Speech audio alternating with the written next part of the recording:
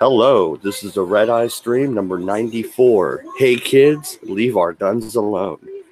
All right, I'll be the asshole.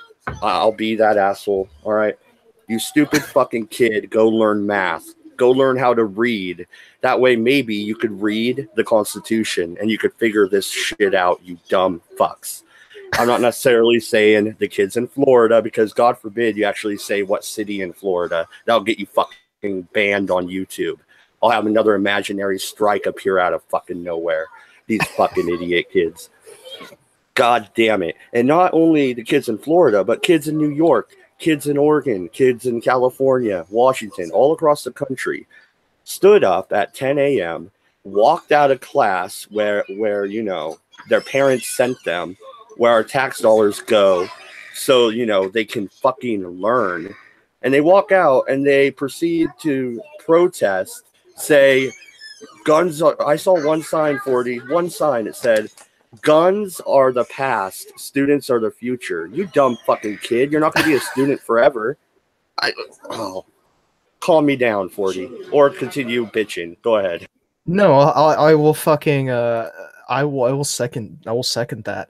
No, so I was telling Mad Dodge just well, we were sitting here for a second, right?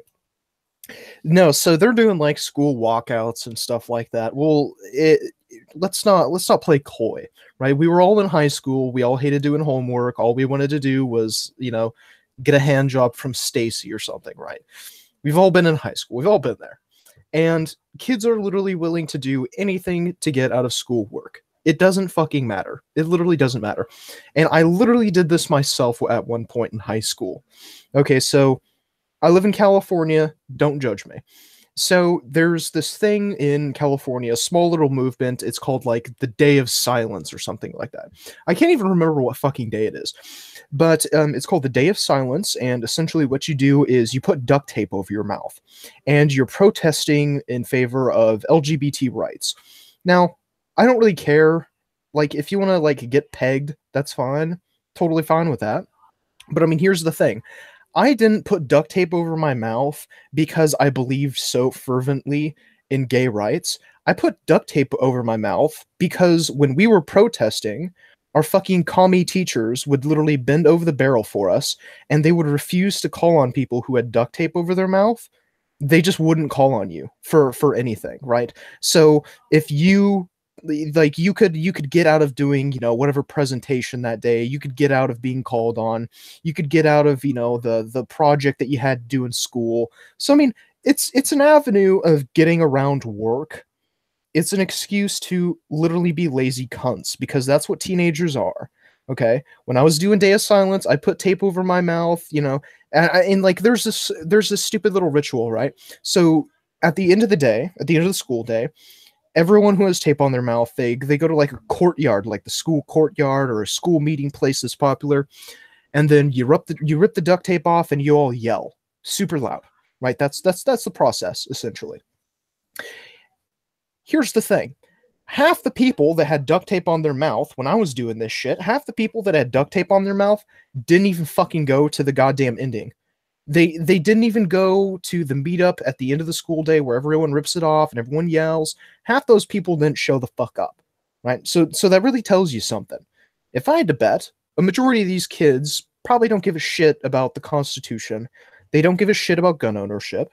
They probably don't give a shit about, what kind of porn they're going to jack off to later in the day, right? These are kids we're fucking talking about. They have no comprehension of power politics. They don't understand politics. They don't understand that they're being used. They don't understand who they're getting funding from.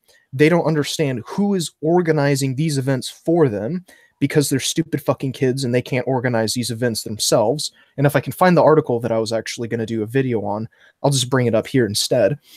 But I mean, that's just the sad truth about it. A majority of these kids, they're most likely doing this so they can get out of doing fucking schoolwork.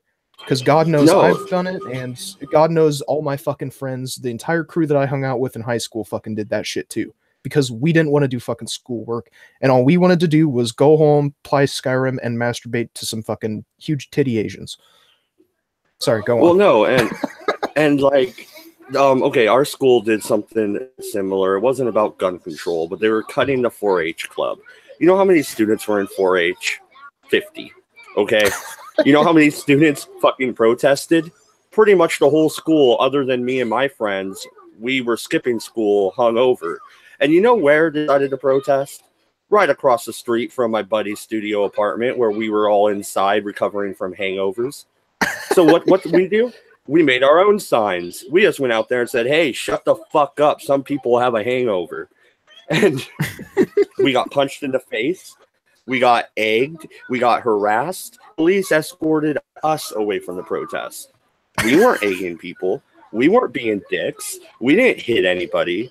But we were the bad guys because these kids milk a fucking cow in 2002. Fuck me. Bunch of fucking morons, these kids.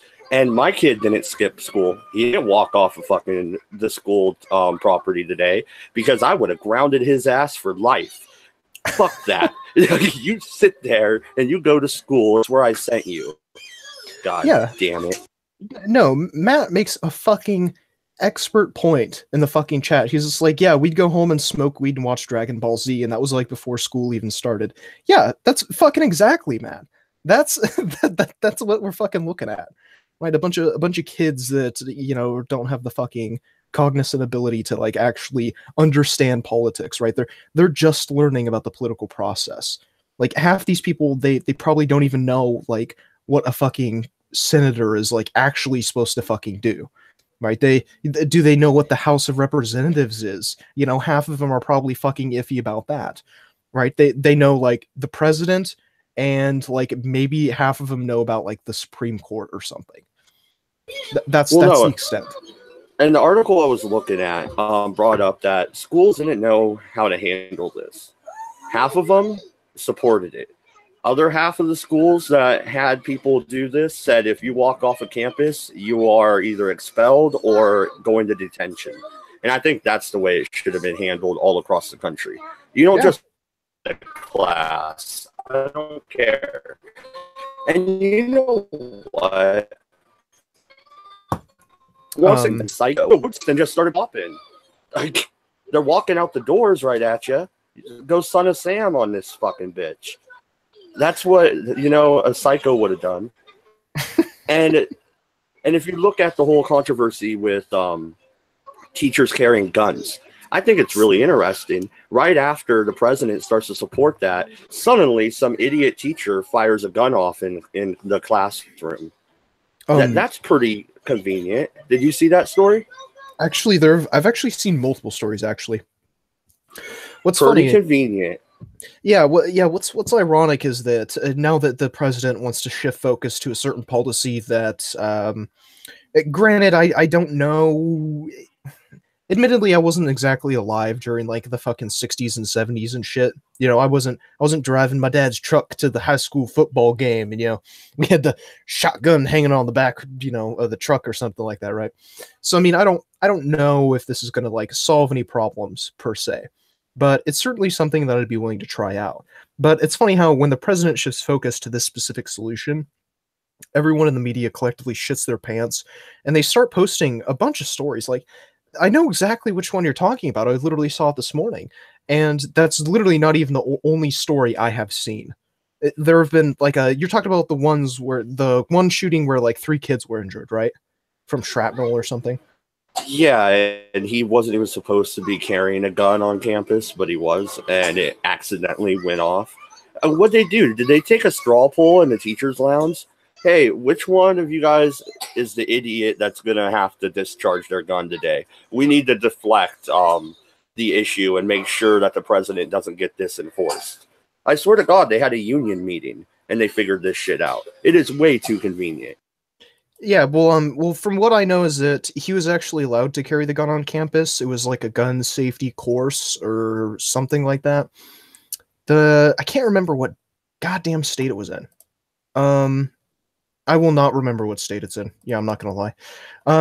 So I don't know what state it's in, but he was apparently allowed to carry this gun on school campus. It was a misfire. or something like that, or he was an idiot and it clearly had never handled a gun before. One of those two things.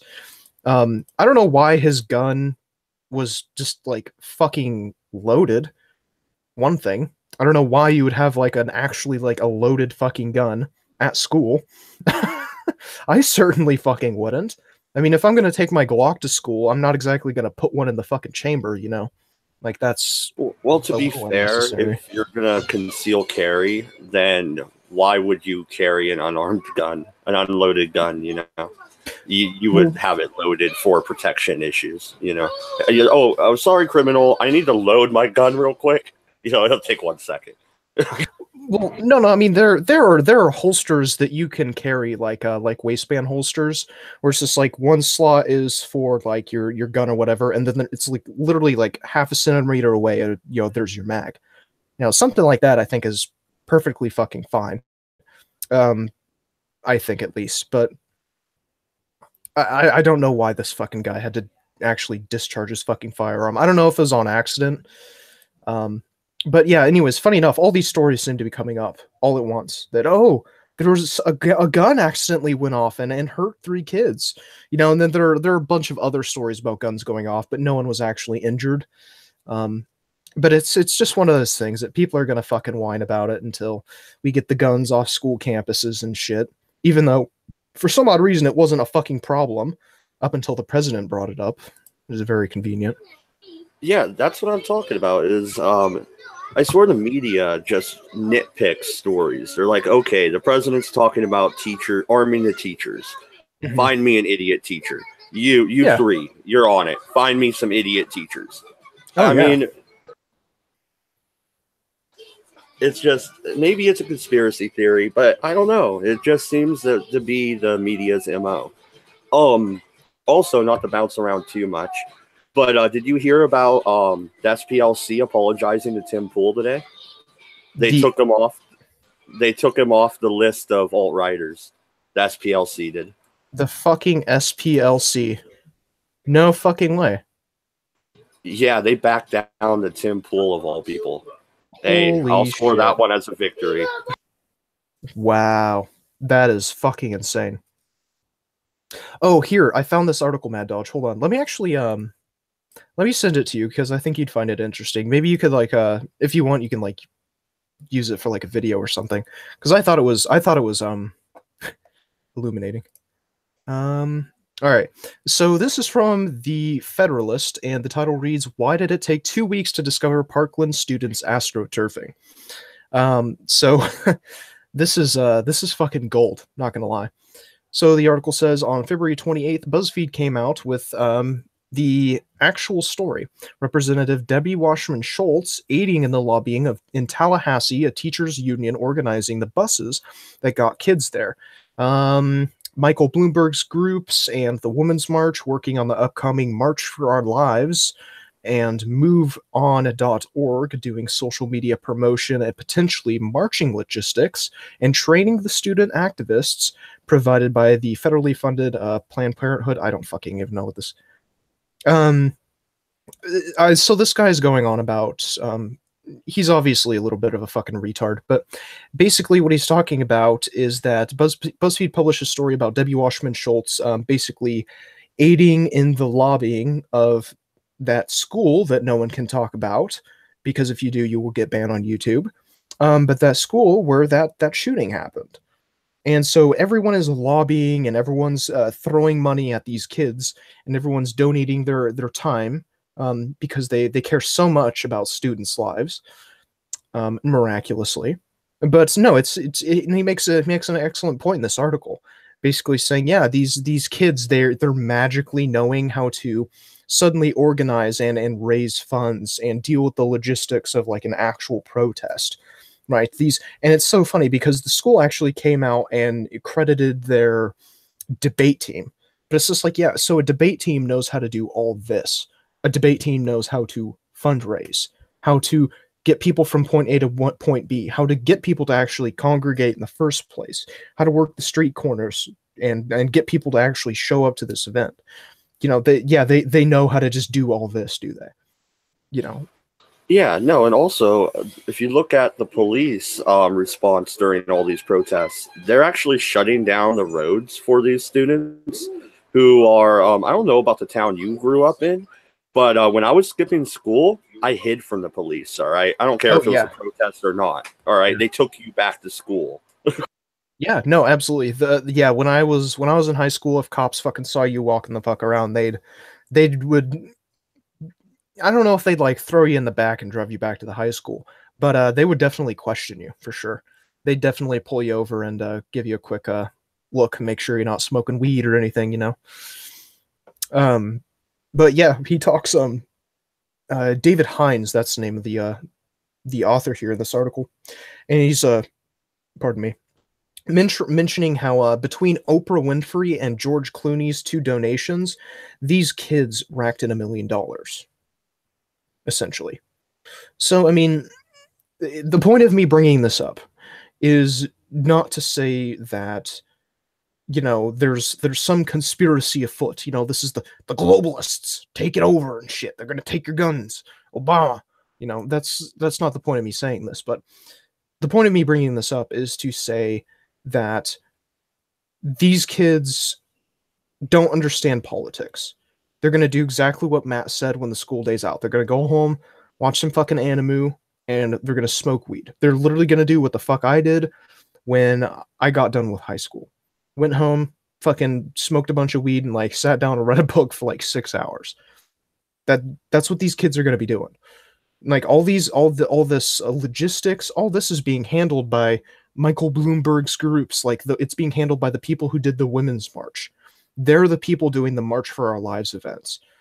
Okay, these kids aren't doing this on their own. They're pawns. They're frontmen. It's a facade for a political movement, essentially. Well, yeah, and don't these kids as parents understand that? I mean, they should at least be able to see that the left politically is profiting off of their children and a tragedy that did occur. And they're just letting it happen. I mean, seriously. Yeah, well, I mean, one of the things that, I mean, here's the thing. If you come out in opposition to this protest, the reality of the matter is that you're just going to look like an asshole. Right. And this is the problem that I have when people get so fucking emotionally attached to an idea. Not because it's correct or because, you know, it's more efficient than idea, you know, A, B, C, and D, right? They get so attached to an idea, a political stance, that it literally makes them do fucking stupid ass shit. It literally makes them disregard reality entirely. And it's an entirely emotional response. And this is why, to a degree, I hated Nachi's like fucking 9-minute video. Right, and that's a fucking awful video, by the way. It's I turned 9 minutes into fucking like 90 minutes. Yeah, I think your response was longer than mine, I think. I fucking kind of end up hating my response. I wish I made it like way shorter, but I mean, I don't know. Probably should have edited a bunch of shit out, but fuck, I totally lost my train of thought. But you were talking about the gun control issue within his video as it applies to these kids in this protest, right? Oh, yeah. Okay, I remember what I was going to say. Well, let's look at like Nachi, for example, right? He's a proclaimed gun owner. I don't know what guns he owns, or, you know, this is just, you know, I'm taking his word for it. Nachi owns guns. He's pro Second Amendment, as far as we can tell, up until a point. But right, it takes someone like Nachi, who's pro guns, and, you know, someone's kid's daughter's friend's child gets shot up or something like that. You know, but an entire community is hurting, right? Even though 3/4 of the community doesn't even know someone who knows someone who knows someone who even had anyone involved in this fucking shooting. You know, it's an entirely reactionary emotional response, and people are afraid to come out against it and oppose a law that logically doesn't make any fucking sense, because the rest of the state is going to oppose this city's proposal about regulating guns and everything. It's going to fall apart. So it just, I don't know, it just bugs the shit out of me because it's entirely emotional. Like you don't want to oppose them because you're gonna look like a dick or whatever. Well, yeah, and I mean, if you look at the law Florida put in action, you have to be 21 to buy an so-called assault rifle now, or any rifle, I believe. The only way I could see that holding up in court would be if you applied the 10th Amendment to it, and I think it'll go all the way to the Supreme Court, because now does the states have the right to go against the Constitution when it comes to the Second Amendment? Because that's what they're doing. They're saying you are a mature adult at 18. You can die for your country. But on the other hand, at home, you can't buy a rifle. You can't even buy a civilian version of the rifle the government is handing you at 18. It makes no sense to me. And the Constitution itself says the rights not given to the federal or to the state government, or not given, not enumerated to the federal government, are reserved by the states and or the people. Well, the Second Amendment is enumerated within the Constitution. So I don't believe they have a leg to stand on when it comes to constitutional law with what they just passed. No, it's completely, it's completely retarded. I don't know. I can't remember where I saw it. It's just a quick aside.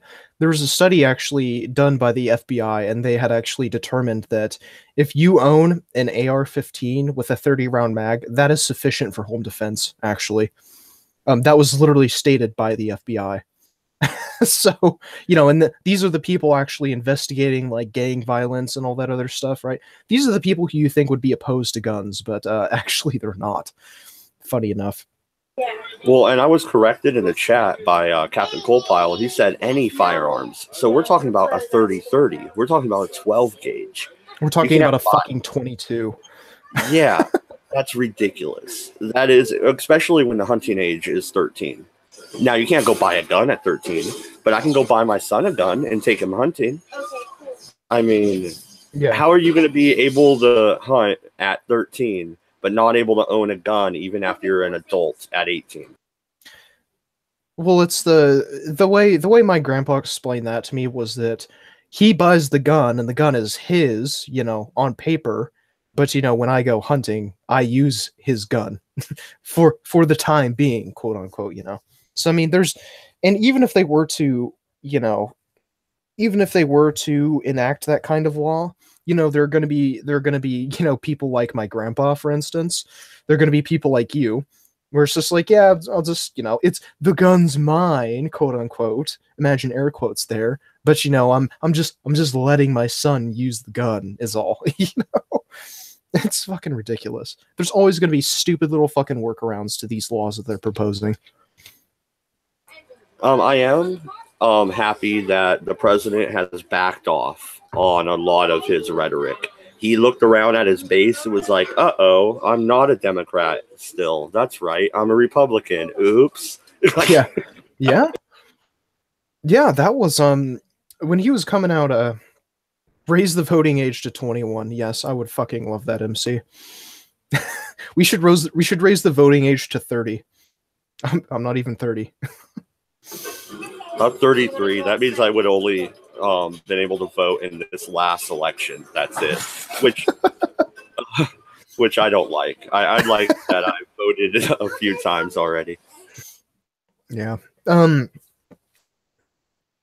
Yeah, there's always going to be stupid little fucking workarounds for these laws. It's like when Trump was talking about like you said, the stupid shit he's been saying about fucking guns these last couple of weeks. We're gonna ban bump stocks. It's just like, yeah, that's fine.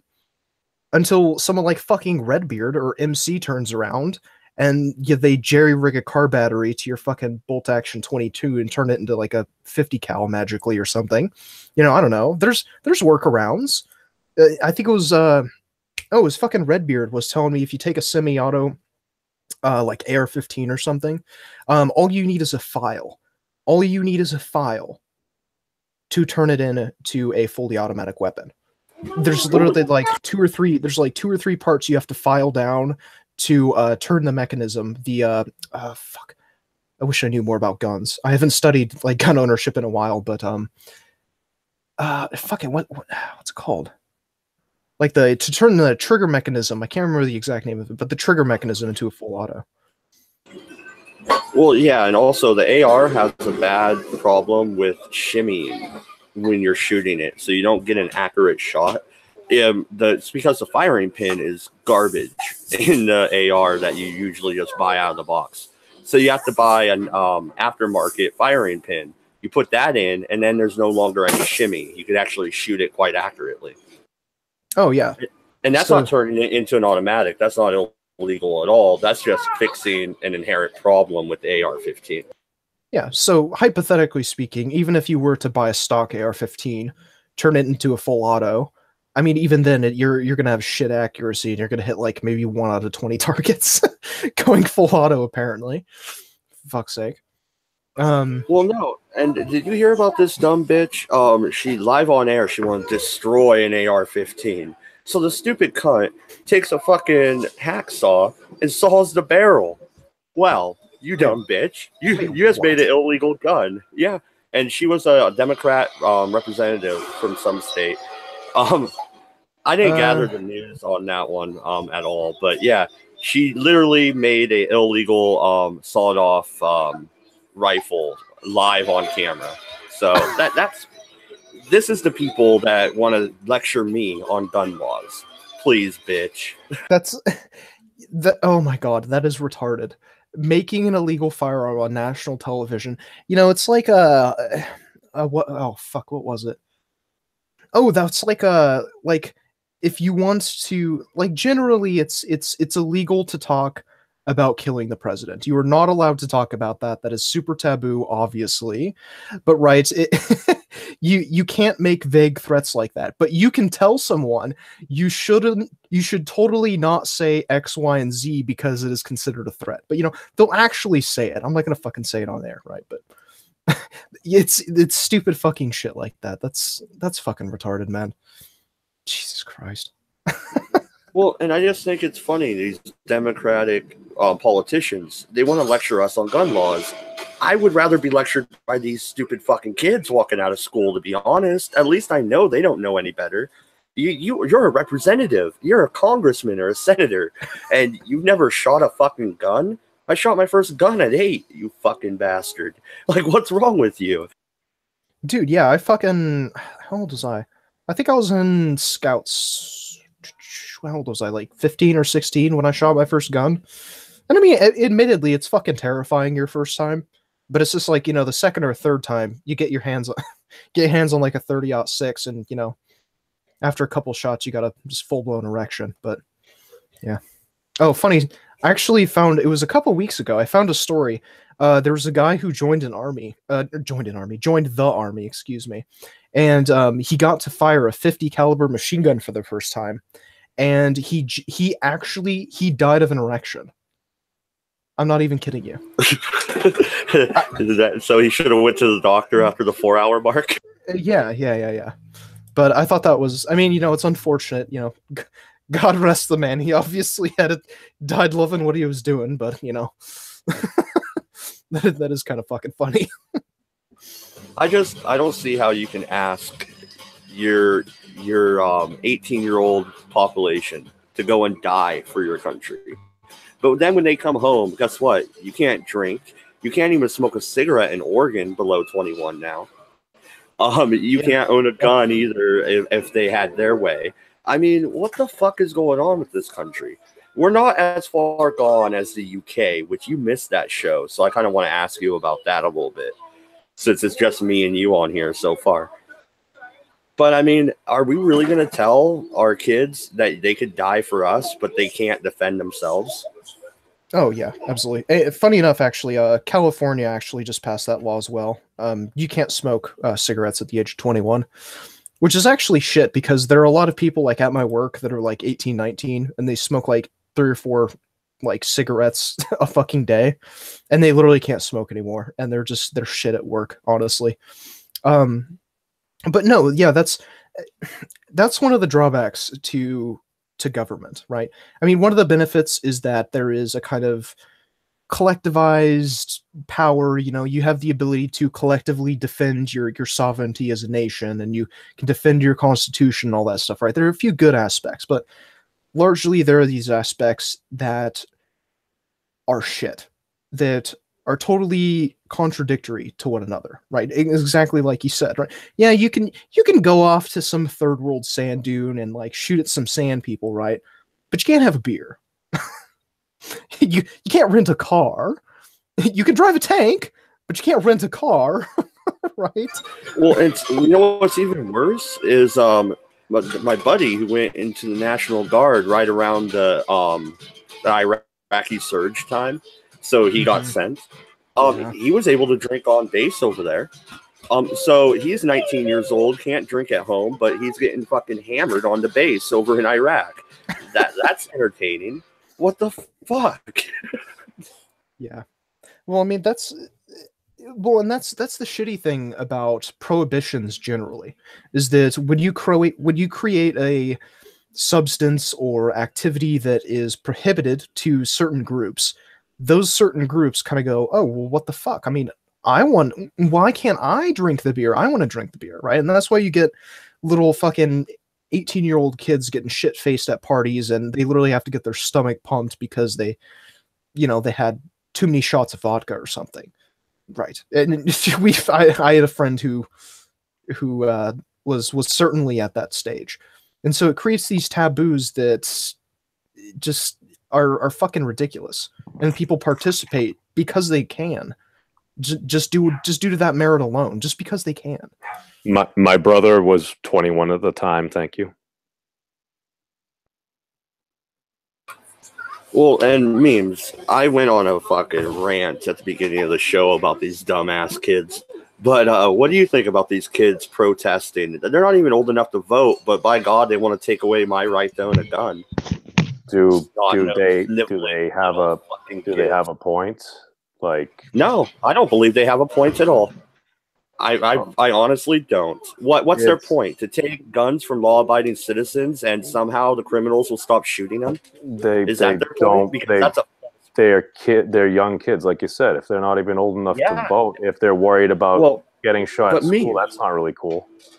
But memes, I have kids. If my son would have walked out of his high school today, because our school's so small, he's already in the high school building, and he's only in 7th grade. But if he would have walked out, which I don't think anybody did up here, but if he would have, he'd be grounded right now. I would have dragged his ass home, and he'd be grounded for a month. No cell phone, no nothing. Yeah, that's right. The class that we're paying for, classes that they want to raise the freaking tax for, they want more money for the damn schools, and they're giving teachers are the teachers walking out? Teachers are allowing them half the time. But the teachers themselves are not walking out. I believe they were. I believe some did. Well, the teachers are probably under some kind of union, so they can probably afford to. In a lot of these states, let's face it. And it goes back to the point I was saying earlier, Matt Dodge, about, the day of silence thing, right? Kids will do protests just to get out of schoolwork. I did it myself. Me and my friends participated in protest, not because we were so passionate about what we were protesting, but because we didn't want to get called in at school, or called at on school, right? For can you answer, Josh, what's 7 + 2? I didn't want to raise my hand and say 12 or whatever. So you're saying you're saying you don't care about how many apples Sally has? No, I don't give a fuck about Sally. I know, I don't care either. I'd rather talk about Pokemon cards. +2 is 9. I can understand his reluctance. No, but basically, like my kind of like view on this is, like you said, Mad Dodge, like kids don't have the right to vote. It's like, if this is something that is affecting folks in like the school community, if you would, like underage folks, this does bring up a thing. Because I remember there was, I believe, a high school where they petitioned, at least the state, to lower the age of voting to 17. Is that a bad thing? Yes. That's a horrible idea. Why? What were you doing at 17? And then I'll tell you what I was doing. I've done horrific things. I have done terrible things. But the point is, like, a lot of times kids don't get a voice, man. I was about to say, I'm not sure my statute of limitations has come and passed yet, so I'm going to no comment. Think 15 years is long enough. Well, it depends on when you quit, or hopefully if you can quit while you're ahead. Okay. President Obama quit while he was ahead, so I mean, hey, good for the dude. Yeah, I'm just gonna not comment. I'm gonna say I smoked weed And that was it. Live in fucking Cali. Nobody cares. True. But well, here's the point. It's like you said, yes, you went out there because you didn't really care. You weren't really passionate about it. Or maybe you cared a little bit, but you're like, it's something to do. It's a way to get out of class. Are there folks like that? Oh, absolutely. Statistically, I mean, there's got to be. Maybe there aren't. But here's the thing, man. That also means that there are folks that literally were proposing that actually were starting to walk out, folks that were passionate about it. Dude, if you lost somebody, like, even if it wasn't at your school, like if it had, especially with Facebook and shit now, like of all of a sudden, like one of your classmates, they fucking lost a cousin or something like that. Maybe it's my personal life experience. Cause dude, I went to a CHS. I went to something with the high school acronym of Columbine High School. Oh, yeah. So it's one of those things. And again, that happened like when I was, I think like just like a freshman or something. Oh, that fucking sucks and shit like that. And it's one of those things where it's like it does seem like it's going on more and more. Whether the reasons and everything is a completely different discussion, man. But like, if this literally is, even if it's just because we're hearing about it more, man. If kids are literally, at least some kids, and the more and more it happens, and the more we see it, the media goes through and everything, you're publishing these folks' names, you're giving them glory and stuff, and along with solving some of the issues, whether it's mental health or just fucking the state of the country itself, it's just, if some folks are really passionate about it, isn't that worth at least taking a look at, having a discussion? No. Wait, taking a look at destroying the Constitution because of my feelings? No, it's not worth it. No. If you want to do things, you're talking about a constitutional amendment, but that's the process. It's just I'm just fight simply that saying, constitutional amendment or with my. Oh, I'd be so bad if they tried to push alternative solutions. Taking guns away from lawful members of society is not going to reduce crime.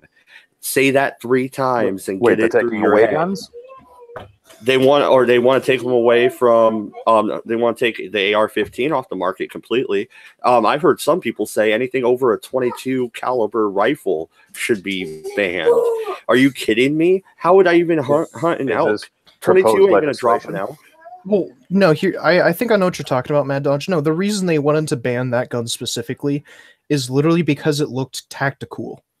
That's literally all. It's got the sexy, black tinge to it, and it looks super cool, and it looks. It would be symbolic. It would set a bad precedent. They've done it before. Yeah. I mean, for me, like maybe on. Shit. They did it before. I see. For me, would I be willing to give up an AR-15? Okay, here's the question: are you willing to listen? All right, and have children try to lead you around? No, you shouldn't be listening to children, period. Especially children that are easily misled. Furthermore, these are children, all right, that are being told to act and think irrationally. They're not asked to think. They're not being put in a position where they have to answer tough questions. Okay, they are being ladle spooned a bunch of propaganda and told to sit up there and go whine and cry while they use the bodies of their friends and their neighbors as frickin' Santa Anna's wooden leg. That is a more uncharitable outlook. Do things like that happen? How is anything I said inaccurate in any way, shape, or form? Well, I think I was a bit more harsh. I think I was a bit more harsh. Oh no, I'm not denying that things like that are happening. No, are folks being like literally used as almost like talking heads and stuff with the kid factor? Yeah, no, I believe that. I believe folks are acting to promote agendas. Yes, that is true. It's just, I don't think it's everybody, man. Well, okay, let me ask you a question. Sure. Well, Memes, let me ask you a question. The media is glorifying these 10,000 or so kids who protested all across the country. What about the kids that didn't? What about the kids that go hunting on a regular basis? What about the kids who don't believe in this gun control agenda? Where are their voices? There are youth. Why are they not important, sir? Are folks talking to them? No. Not the Good media, night. not the ones who are waving them around like bloody frickin' shirts. Why not? Because they're not waving them around like bloody shirts. They're not willing to do that. You've got a group of people, all right, who are pushing an agenda the same way they've always pushed agendas like this. Is they come back and cry about the children, and they don't do a damn thing to actually to defend them. And then when you come back to these teachers, these same groups are like the NEA, all right, and you come back and say, well, how about the teachers arm themselves and do that? You know what their response was? I don't want to be responsible for defending children. I'm there just to teach. Okay, these are the people, all right, that you want us to listen to, that you want to give us to give voice to, that you think that, oh, well, they've got merit in what they're saying. We should listen to them. I think we should talk to different folks. I have no problem talking to different folks, but they're not they're not talking, are they? All right, they're not talking to me. What they're doing is they're preaching. They are being given a pulpit to preach from, and it's not a bully pulpit or a pulpit where they have to answer questions. Oh no, it's almost completely one-sided. This is the problem with the mainstream media. Meanwhile, reasonable adults, especially initially, reasonable adults will sit up there and step back and go, you know what, these kids are hurting, let's just let it go, right? In other words, they don't want to put the kids on the spot because they're acting like reasonable adults. But once again, the ones who have no reason in them at all, who don't even care about reason, have no problem abusing these kids mentally by not getting them to think so that they can just be indoctrinated and spew frickin' garbage. What if they believe they're right? I don't care. What if I believe there's no frickin' gravity? Does it mean that gravity doesn't exist? Well, aside from certain technology, but okay, a different argument. Okay. No, it's just, I just think it's, if you have somebody that literally sees these events, they're perceiving the world, they're like, these horrible things are happening, and they see, you know, if we could get rid of this particular firearm, you know, it would solve all the problems. No. Could it potentially solve problems? Who knows? No. Yeah, well, we do know. We do know it won't potentially solve problems. We do know it'll cause more, especially in our nation. Our nation is not like Europe or any of these other homogenous nations. I have said this before. And those nations that used to laugh at us are now starting to see what it's like when you have truly many different cultures intermixing simultaneously together. All right. Well, an armed society can be a more polite society. Now you have, so what are they doing?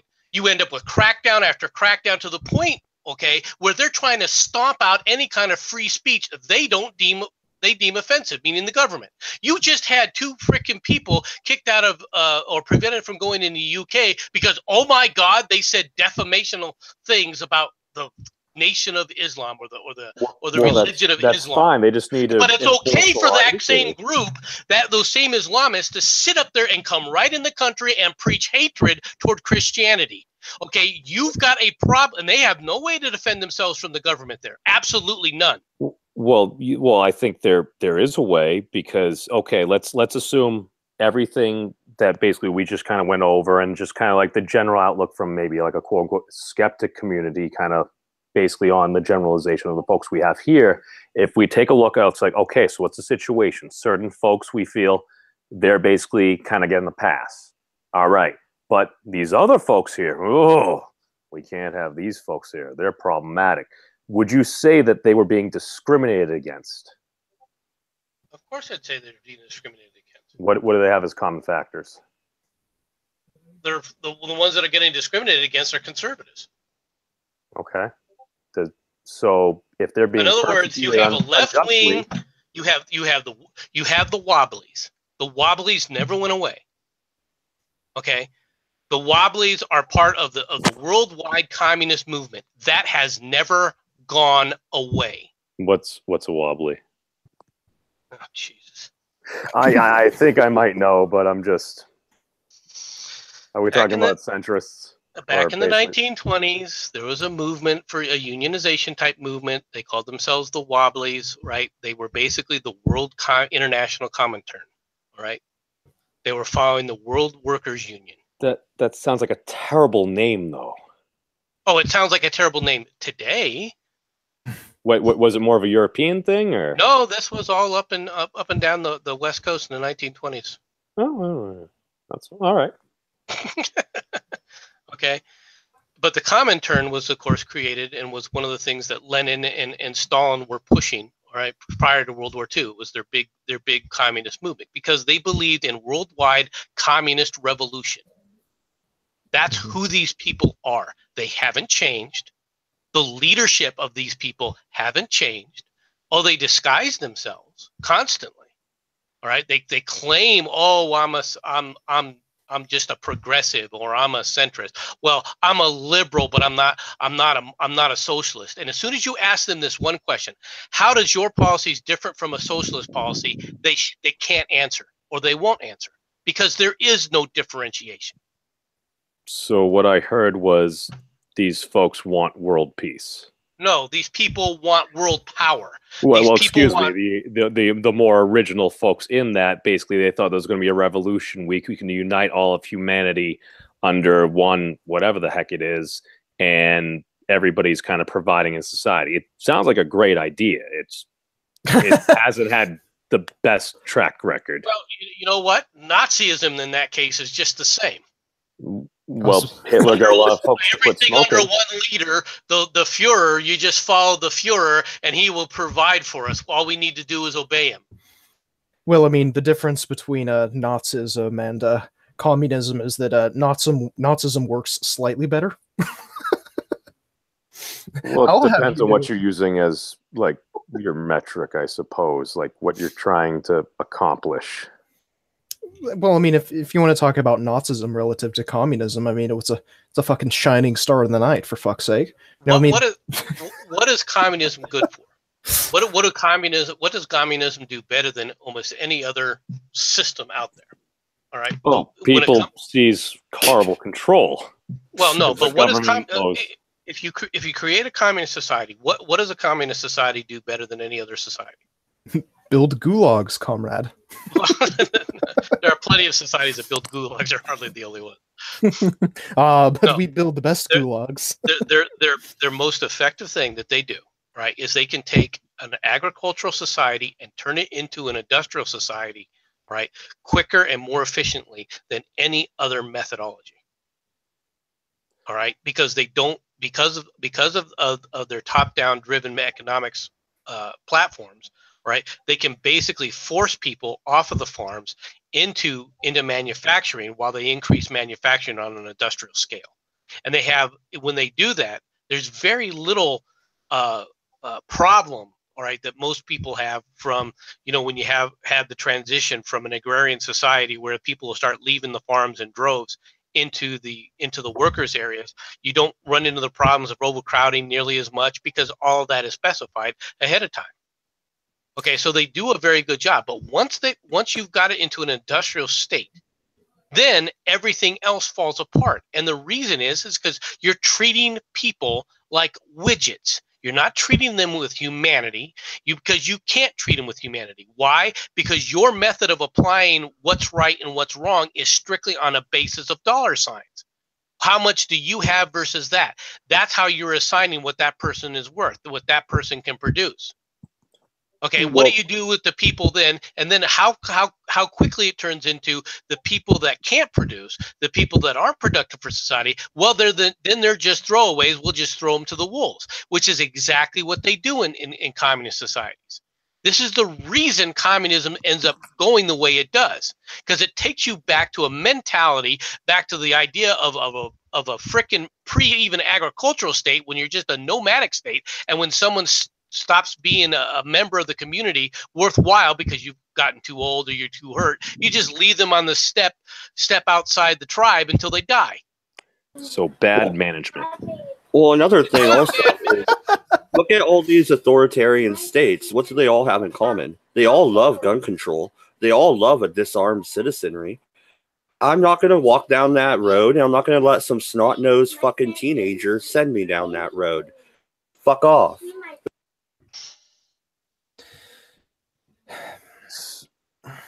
So which point, like, I understand, like, if all the see, for me, like, the AR-15, it's like, I mean, I prefer the MP5 myself. I mean, that's just personal preference. But it's, no, I mean, like, when we're going down this road, like, I understand. It's just, from at least what I see going on here is, all right, kids are fucking dying. All right, that's not good. All right, so we should find a solution. You got some folks there, and I know, I understand we shouldn't. Well, here's the thing. Part of what we're kind of feeling right now is like watching the president of Yale get bitched and lectured to by that gal. Like, I at least remember back in the day, like if I did that to my college president, I would be expelled in literally like less than 2 sentences, and I would understand why. It's just, did he resign after that or something? Like, what the fuck is going on? It's just like, for me, like if kids underage, especially if they don't have the fucking right to vote, man, if they're dying and this is becoming like a legitimate fear for some of those kids, it's like, I think these are folks we should actually maybe talk to. And maybe that's on the benefit of the news, providing the other side. Like you said, the folks that didn't that one kid say he would feel more safe. What should we be doing with what should we be saying to the adults who are preaching the boogeyman to them? What do we do with the adults, all right, that are hiding the fact that the reason that those quote unquote kids died is a direct result of the policies that they've instituted and that they want to institute more of? Well, they don't want to admit they're wrong. Once again, really? Let's talk about. Wait a minute. Hold on. Let me finish something here. Let's talk about why those kids died. Those kids died in mass, all right, because the cops refused to do their jobs. Period. You can talk about guns, you can talk about this, but you know what we're not talking about? Why didn't those cops do their job? Amen. Why didn't the FBI follow up? The FBI is a broad organization. They can easily make mistakes. All right. There were only 2 instances that they had, not the 39 that the local cops didn't have. And how are the local cops put in place? Who are their leaders? All their leaders happen to be these left-wing nut jobs, because Broward County is about as blue as you can possibly make it, which means the mayors, which means the county, all of them are hardcore Democrats, and they acted like it, and those kids died, and no one wants to point that out. They want to, and what are they doing? Those same people who were responsible for protecting those children, who refuse to protect those children, all right, they don't want to take any accountability and blame, but they have no problem shoving those kids out in front of people to use as the face, because they know, oh, somebody won't talk bad about the kids because they're going to use the innate goodness of people against them. That's who these people are. Yeah, that's exactly what I fucking said at the start. I even read, and I don't know if you guys were watching, but BuzzFeed came out with an actual story. Representative, I just found that. That's actually that's fucking funny. BuzzFeed came out with an actual story. That's quite the insult, actually. Representative Debbie Washman Schultz is aiding in the lobbying in Tallahassee, rather. There's a teachers union that's organizing the buses that got kids to these marches. Michael Bloomberg's groups, the Women's March, they're organizing the March for Our Lives event. They're the ones dealing with logistics. It's not these kids that are out on their own volition dealing with the logistics and the fundraising, right? These kids got, between Oprah Winfrey and George Clooney, they got $1 million. It's not the kids doing the fundraising. It's everyone shoving these resources at the kids, and they're organizing the events for the kids. They're just expecting the kids to show up because these kids are mouthpieces. Well, is that inherently, or is that kind of like a result of the internet, people wanting to get behind kids that have this perspective? No, kids that want folks like this to happen. That have this perspective and now go, aha, great chance for us. Let's do this. Well, let's not sugarcoat this. This is not the kids thinking of how to do this. This is adults coming in there and saying, hey, do it this way, because they want to push this agenda. And it's not just because they're trying to protect kids, because they don't give a rat's ass. Because if they wanted to protect kids, you would see more of them signing up to sit up there and go into these schools that are armed to protect these kids. Well, and Beams, I'll give you a chance to speak, but you have to keep in mind that this isn't a voluntary assembly of people necessarily. I mean, it is to some degree, but I mean, this is the game of power politics. This is power politics at its finest. It's seizing every opportunity you can to push the policies and agendas that you want pushed. If it comes at the behest of someone's, shall we say, innocence, well, then so be it. At least you got your way. Well, I'm not saying this isn't power politics. This absolutely is power politics. I'm just saying we should have the best discussion we can How can you have a discussion when as soon as you sit up there and say something like that, they wave a frickin' child in front of your face and say, "Can't you understand? It's for the child." You be like me. You be like me and say, you know what? I don't give a fuck. My rights are more important. I'm sorry. Many people have died for our rights in this country for a lot of years. And I'm sorry. If you're really that scared to go to school, first off, how many car accidents are there every year compared to school shootings involving teenagers? Maybe they shouldn't get their driver's license until they're 21. How about that one? Oh, and you're too scared to go to school? There's Khan Academy at home. Maybe your parents could take a little bit of an interest in homeschool your scared fucking ass. Or you could buck up and go out in the real scary fucking world. You want to fucking talk to me about politics? You stupid little snot-nosed brat. Grow up then and jump into the fucking arena.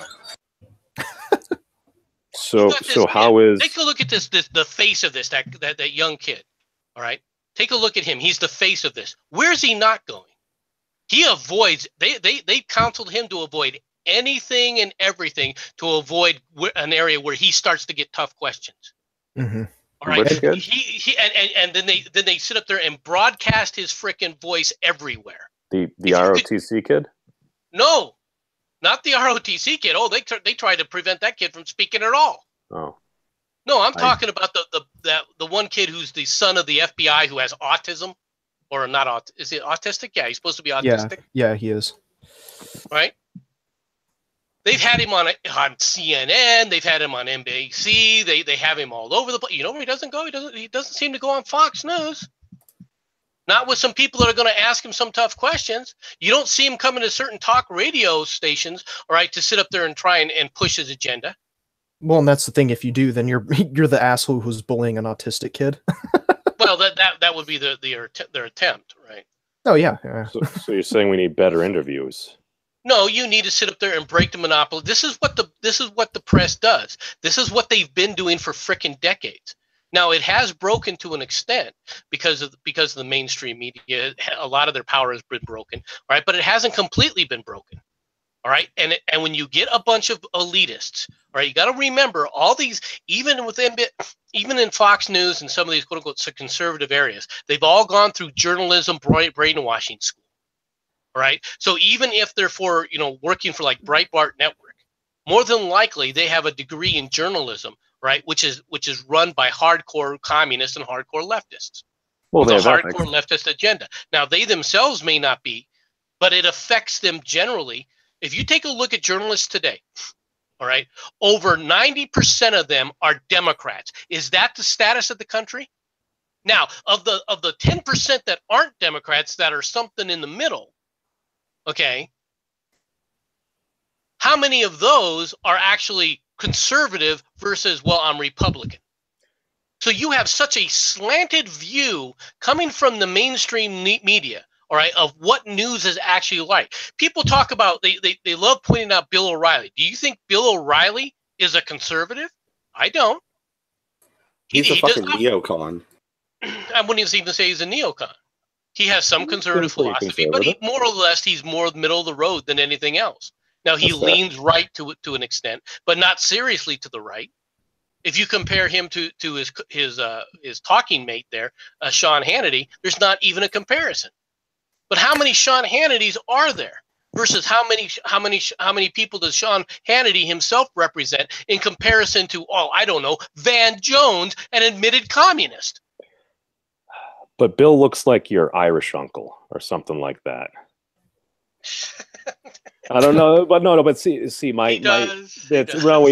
unpacked a lot of stuff over the past 5 minutes, but basically, from what I'm hearing is, are there problems with the media covering multiple angles on different stories and many stories? Absolutely, that's absolutely a problem. Are there problems with the adults? Are there problems with the leftists in this country? Oh, I got plenty of problems. I'm sure you're dealing with problems fucking every day. Mad Dodge has fucking like 6 million problems, and MC is in California. So, hey, I mean, we'll just leave it at that. I am not in California. I am in Arizona. Oh, excuse me. 40, you're over there. 40, God damn it.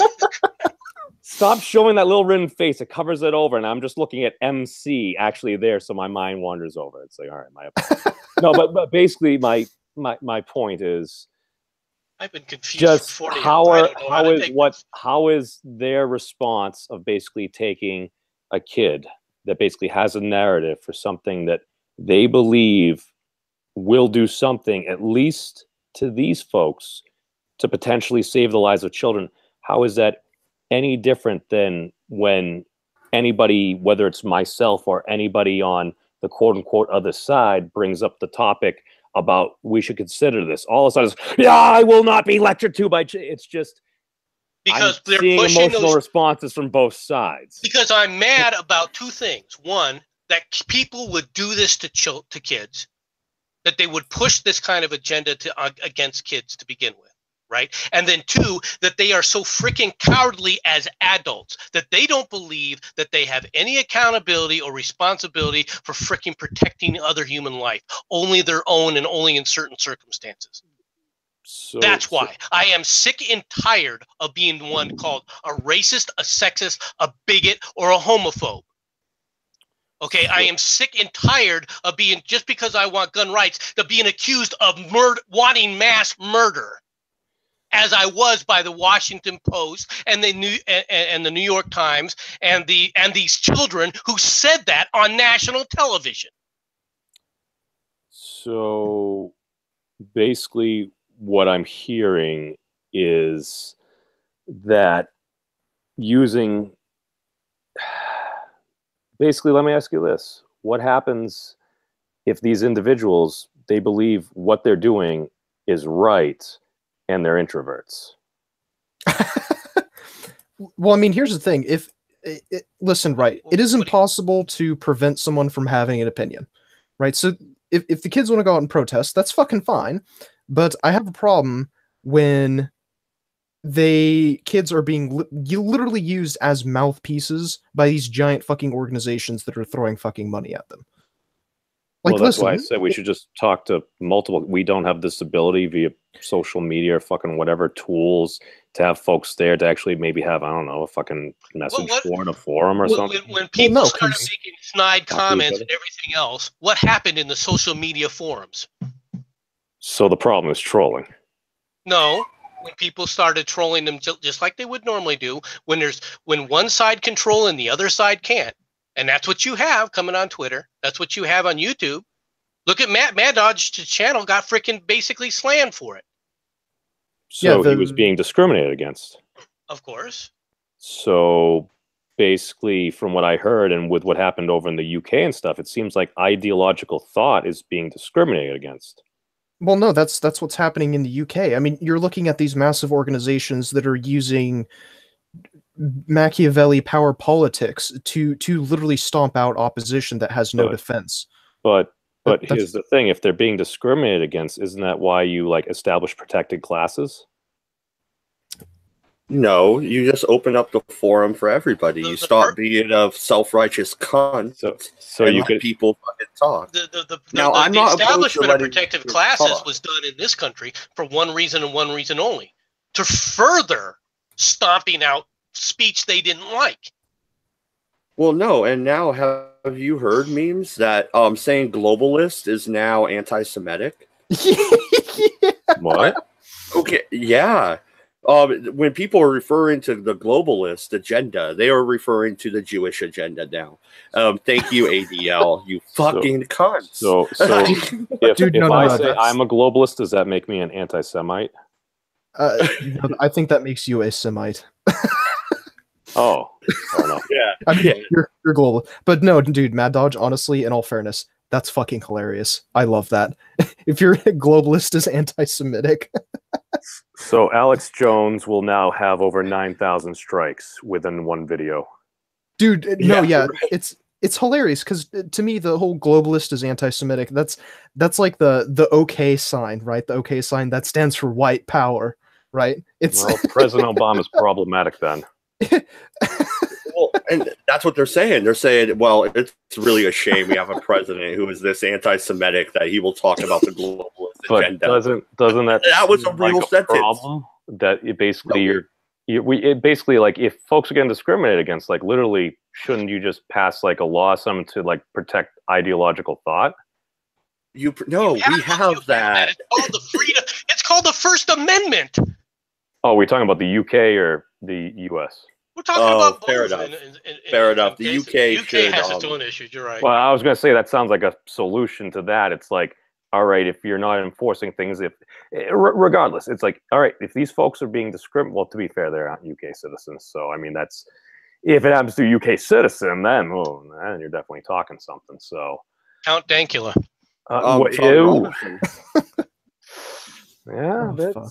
Yeah, Tommy Robinson got Ogre. He's in the chat. I'll give him a shout out because I didn't see that Tommy Robinson video until Ogre released a video about it this morning. Like folks were actively taking it down or something, but I don't know. Yeah, but that's really interesting. He's at the what do they call it? Is it the free speech King's Corner part? King's Corner. Yeah. There you go. And he can't even talk about anything in the free speech zone that's been there for 300 years. Some local bobbies just happened to swing by, and the camera crew, they thought they were just checking to see where they got the cameras from, because as we know, there are very nice camera shops in London. I'm sure that's it. Well, and actually, MC, you said two people. Actually, they're all designed by Zeiss from Germany. Oh god. Oh fuck, who the fuck is that girl? Brittany Pettibone. No, fucking Lauren Southern. Yeah, the girl that went off to like fucking gallivant around the Mediterranean or some shit. Wonderful vacation. I'll gallivant with her. I mean, wait a minute. Okay, the wife's not in the room. Yeah, I'll gallivant with her. No, but she actually went to South America. I mean, South Africa. Yeah, she was banned from the UK as well recently. So that's 3 people banned from the UK. Literally 3 people that can't enter a fucking country. Well, you know what makes me mad about Lauren Southern is she's a Canadian citizen. She's part of the fucking Commonwealth people. Okay? She is a British citizen by default because she's a part of the British Commonwealth. She was handing out not so nice propaganda. Horrible posters. They had big noses on them. Wait, they didn't have big noses? What did they have on them? Wait a minute.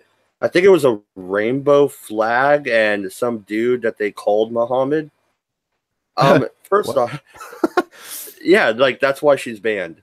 Because of some stupid poster with whatever. Like, you don't know what Muhammad looks like. I could literally make a meme of 40 ounce and say he's Muhammad because of the beard.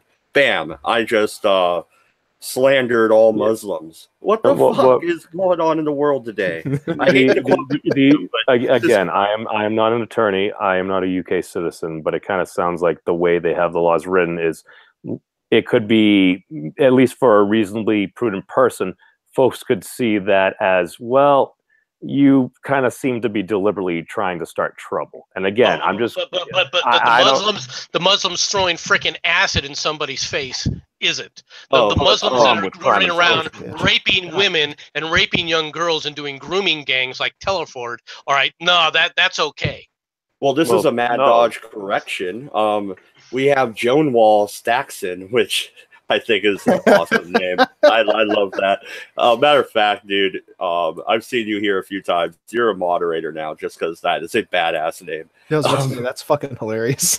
Yeah. The poster said Allah is a gay god, which is why it had the rainbow flag on it.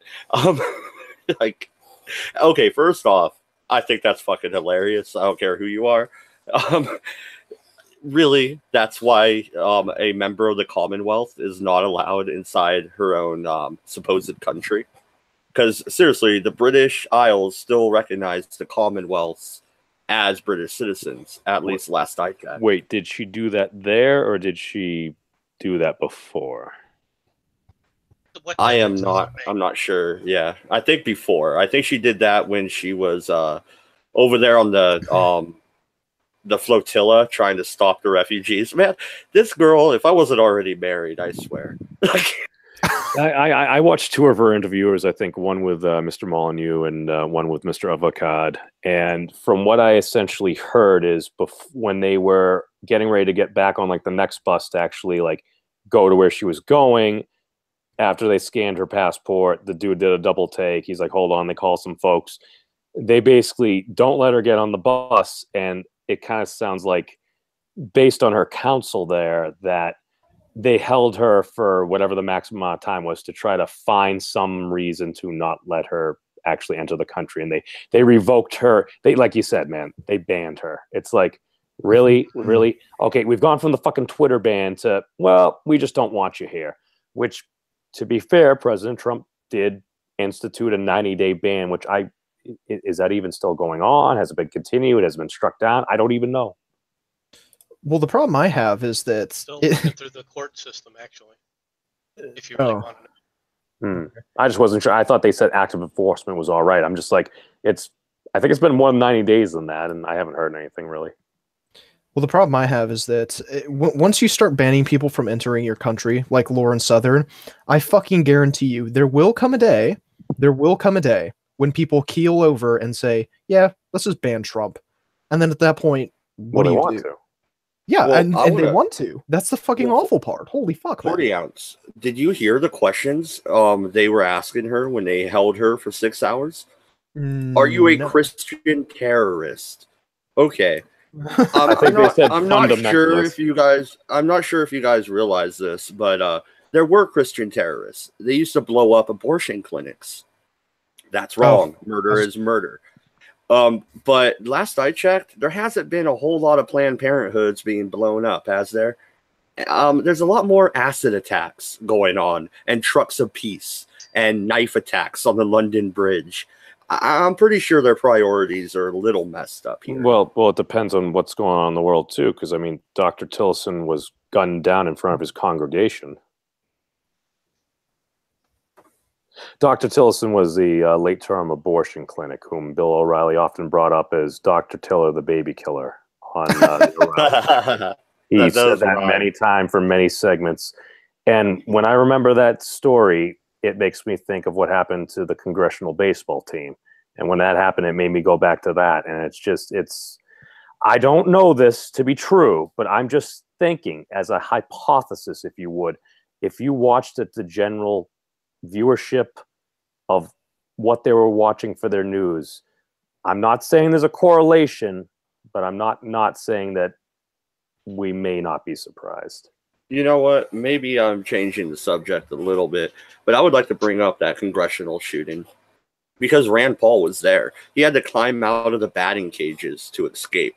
First off, that's a horrible idea, Rand. You get behind something and get as flat as you can. You don't necessarily scale a fence in front of a shooter.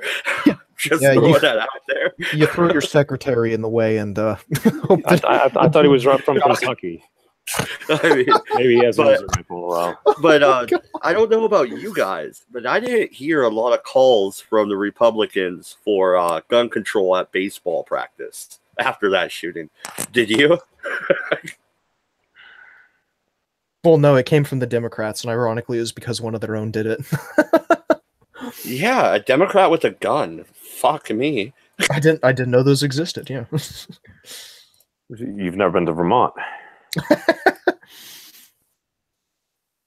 No, I haven't.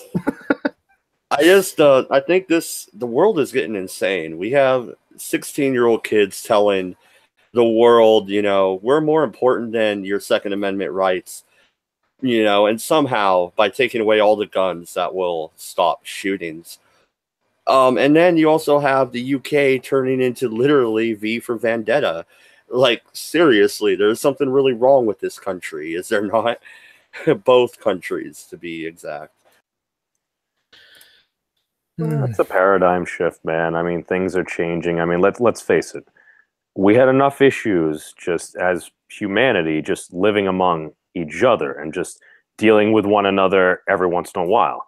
With the advent of the internet, plus broadband, plus multiple platforms, you're talking about integrating, like, more or less at some point within the respectable future, the entirety of humanity into one common shareable era.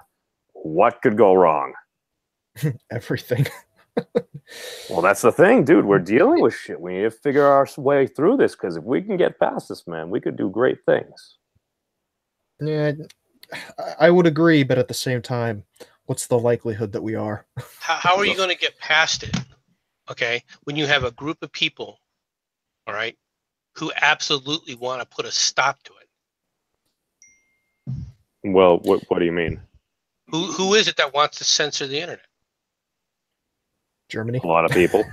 Yeah. And everyone, depending on the situation. No. Wait, you know what? I disagree with you. Why are the Democrats even listening to the Europeans when it comes to the whole internet issue?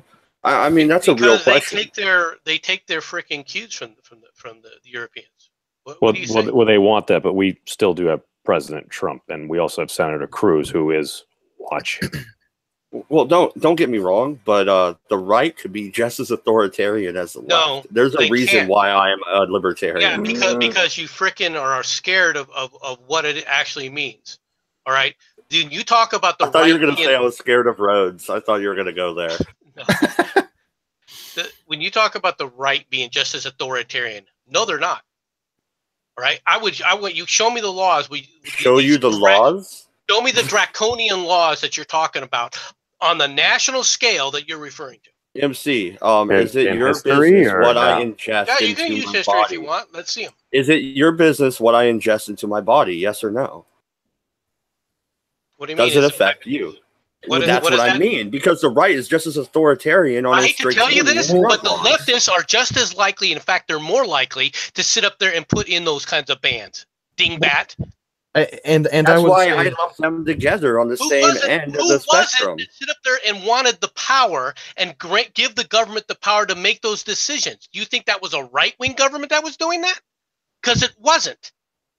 Every time there's a massive expansion of the very group of people that are used to, quote-unquote, stop you from putting what you want in your own body, it's on the left, and you still think that the right can be just as bad. You're ignorant of history.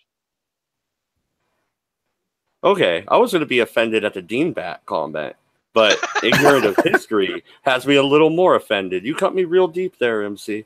Well, no, Matt Dodge, I would say that it's not so much the right, generally speaking, it's specifically religious people. I would say it's specifically, because I mean, we saw this in not the fucking temperance era, sorry, the like the evangelical era, like 80s, 90s as well, to be honest. Yeah, I mean, temperance era, that was more, I would argue that's more left leaning, to be honest, than, or well, I mean, I don't know, because a lot of them were like good old Christian women, and you know, men have to stop drinking, and you have to shave your beards and everything like that. But I mean, it's not necessarily any specific group or religion or anything like that. It's people who are holier than thou. It's people who have that kind of attitude. I mean, those are the people that are making the regulations and everything. It's the people that literally think that they're better than you and that they can organize society in a successful way and everyone will live homogeneously and there will be no problems and there will be no ills in the world. Who was it when people started complaining about video games and what does the right do? The conservatives do. They say they'll make comments like, we think that people shouldn't be watching these video games. Parents should be watching their kids more, right? There's a problem here with these violent video games. But who is it that comes out and then goes, here's how we ban it. Here's how we sit up there. Who is it? Oh, it's people like Tipper Gore. Oh, that's right. The great doyum of the right wing. Oh, no, that's right. She was hardcore leftist. You take a look at what the right says, then you sit up there and ignore what the frickin' left actually does. I don't ignore the left. I live in Oregon. I rail against the left all day long. Okay. No, but you rail against that, but you're scared of the right because you've got it in your opinion, oh, the right wing is just as bad. And I keep coming back going, prove it historically. Prove it. Like in U.S. history, or are we looking what scale? Pick a history. Can I pick all the histories? Okay. Suspension of habeas corpus. The shutdown of multiple newspapers that were anti-war in 1861. Okay. All right. Now you're talking about a time in a civil war. All right. You said all history. Hold on. I did. The Alien and Sedition Acts. Hold on. In a situation, right, where the country's lifeline is the country's actual existence is on the line. Okay, the National Bank. Talk about the National Bank. There were extenuating circumstances. That's what MC is saying. No, when you're talking about, if you want to talk about the National Bank, you can talk about. He's talking about. I was talking about like suspension of habeas corpus. Because that's kind of like. Oh yeah, but the South didn't suspend habeas corpus. They let both papers run all the way up until Richmond. But they just put their people, any kind of right wing paper or any kind of anti-slavery paper, all right, that was out there was immediately driven out of the frickin' state. Right? So should we continue on the Civil War? Not necessarily by the government. Or... Oh yeah. No. I'm just saying. We'll leave the Civil War. I was gonna say Mad Dodge and MC. I'm like, this will go for a fucking like 16. Dude, I know. If we're gonna talk about the Civil War, then I'm just gonna. I don't know. I don't have much to say. Yeah, no, we're done. We're done. How about this? We'll put a cap on it. How about we just put a cap at the 1900s and beyond? Well, I mean, there doesn't have to be a cap. I just well, that's because a lot of times, like stereotypically, it's like, all right, the right are like, all right, everybody for themselves, fuck everyone else. The left, oh, let's help people and let's take away a bunch of stuff from people. I disagree with you. I would say it's a belief in personal agency. I'm just saying it's stereotype what some folks would say. You're right. It's a stereotype driven by the same group of people that have been pushing that agenda, the left wing. This has been a problem since the 1900s. Is everyone talks about what it was like and what news was like 30 years ago, 40 years ago. Okay, I can tell you right now, news was no different 30 years ago, 40 years ago. With the only difference is now is that there is another voice, and these same papers can't handle it now. Mm-hmm. Before Absolutely. Would you say it's lowering their standards? No, their standards were never high.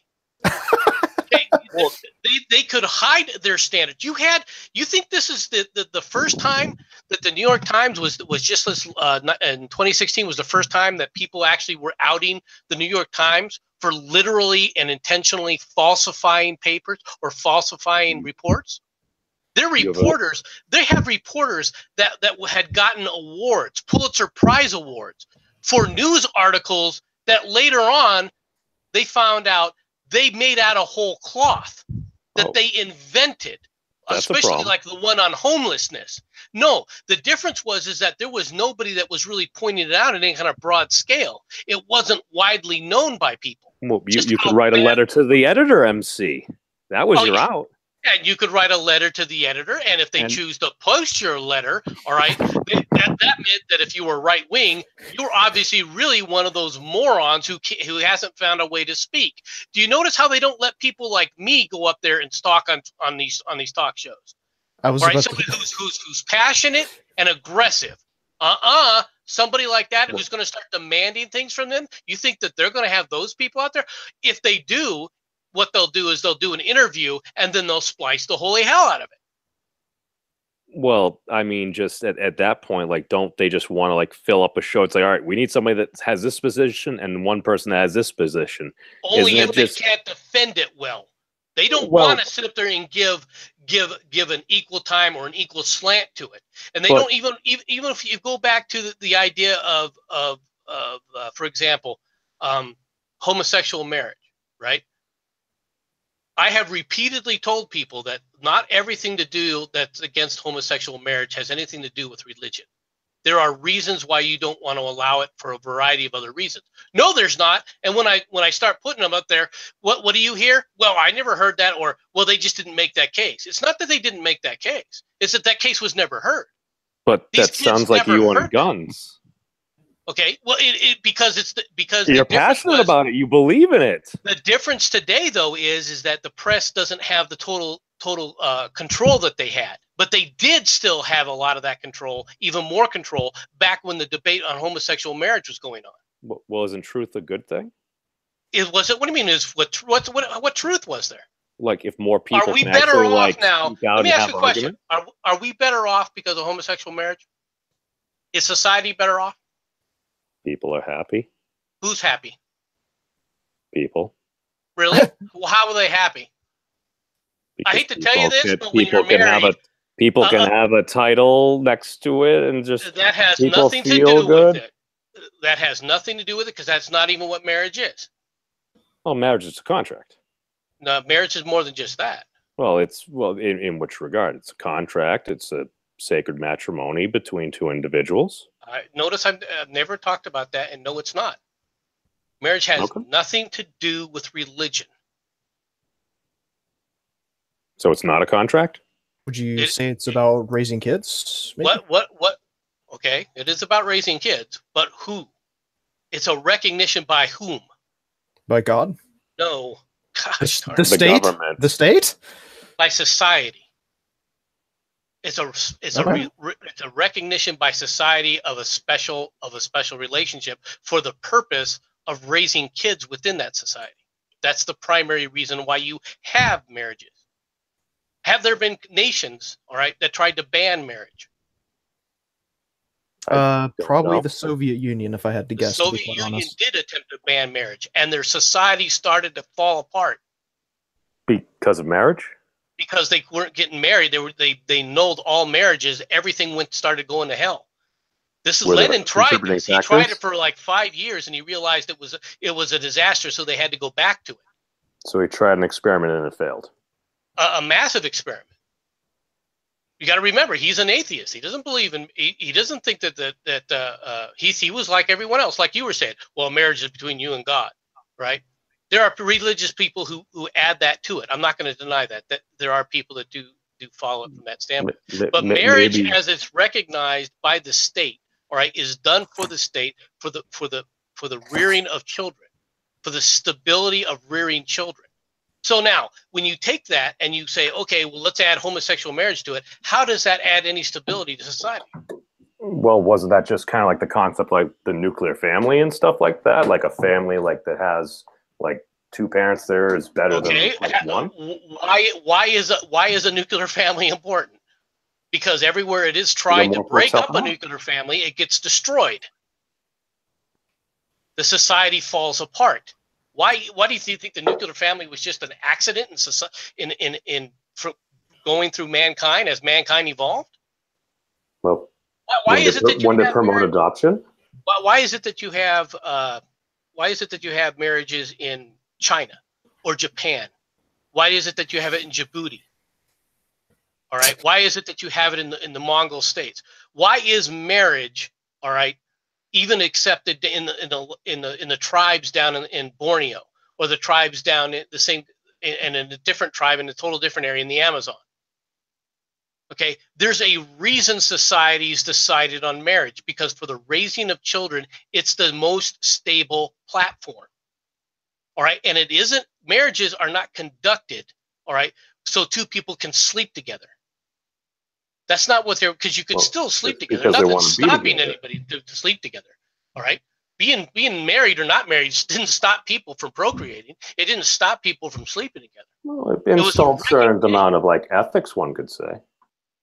You could say that it adds to ethics with the rest of the societal pressures then being applied. That's certain true. Folks would say it would be also a way to kind of adjust society for maybe the Pareto distribution, but. Well, I mean, you could say that, but I don't know if I necessarily agree with it or disagree with it. I'm just saying I've heard, maybe not exactly that, but something kind of similar. But no, right. So what you're saying is basically it's something, marriage works because most folks in the society, they accept it. No, I'm saying that it's necessary for society to be stable. Oh, but I thought you said like the reason like marriage exists because society says like it exists. No, I thought most folks in like the U.S. literally. I said that if you're going to create a society, in that, so wouldn't that mean it's all right? I said that marriages evolved because society within the social construct, because it was required for the social construct to continue, even at the tribal level. Oh no, if we're not having babies, the species basically ends. It's not just the having babies; it's the stability of raising the children. The children still have to survive. They still got to grow up and become productive members of society. Okay. What happens if the kid's parents die? Then there are other rules that have to be, you have to come up with. In some societies, the kid went over a cliff. Well, I mean, aside from Sparta, I mean, like, wouldn't it inherently help with like certain folks that maybe tragically lose their family at, like, I don't know, in a battle or a wedding or something like that? Societies will adjust in those regards. We're talking specifically about marriage. I'm just saying, if most folks in the States are like, you know what, this is all right, then is it all right? Well, okay. How does this? I mean, as long as we're still having kids and we at least hit like replacement rate or like whatever's necessary. No, it's not necessarily all right if they don't become productive members of society. Don't they earn more on average than like traditionally married couples? Who does? Well, but they don't have kids traditionally. But they can adopt kids or adopt dogs and cats. Well, that's true, but I mean, traditionally, I mean, a lot of gay couples, I mean, relative to their counterparts at the same age, they actually don't have a lot of kids. Well, there's only one reason why I'm opposed to gay couples owning pets. It's those ugly ass sweaters that they shove their dog into. That's a real big issue. I'm very opposed to that. I'm not saying that the relationship shouldn't be acknowledged. Or I don't think that's related to sexual orientation. I just think some folks have terrible taste at times. Yeah, but I mean, you know, it's a specific group of people. It's like, see, for me, it's like I kind of look at it, it's like, all right, who are we hurting? Are there benefits? And I get like we have the civil unions. If we're doing the same thing except with some certain legal things, it's like, are those folks being deprived of a certain right? How does society benefit? I keep coming back to the same thing.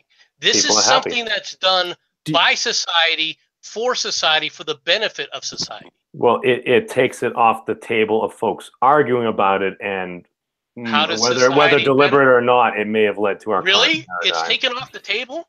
Have you seen it taken off the table so far? Like in what respect? Tell me gay pride events gay pride marches have ended in any way, shape, or form? Oh, they're still going on. But why are they going on? Because now they're pushing the next agenda. It was never the reason the people that were pushing it. Now, there were people that said, "Oh, I'll be happier with this," because they felt that somehow they'll be recognized by the rest of society. That somehow, if this became a law, that somehow they were going to be recognized by the people who don't like gay marriage, who don't believe that they are in a relationship. Was that the reason because other people cared, or they cared about having a label? Crashed. What do you mean?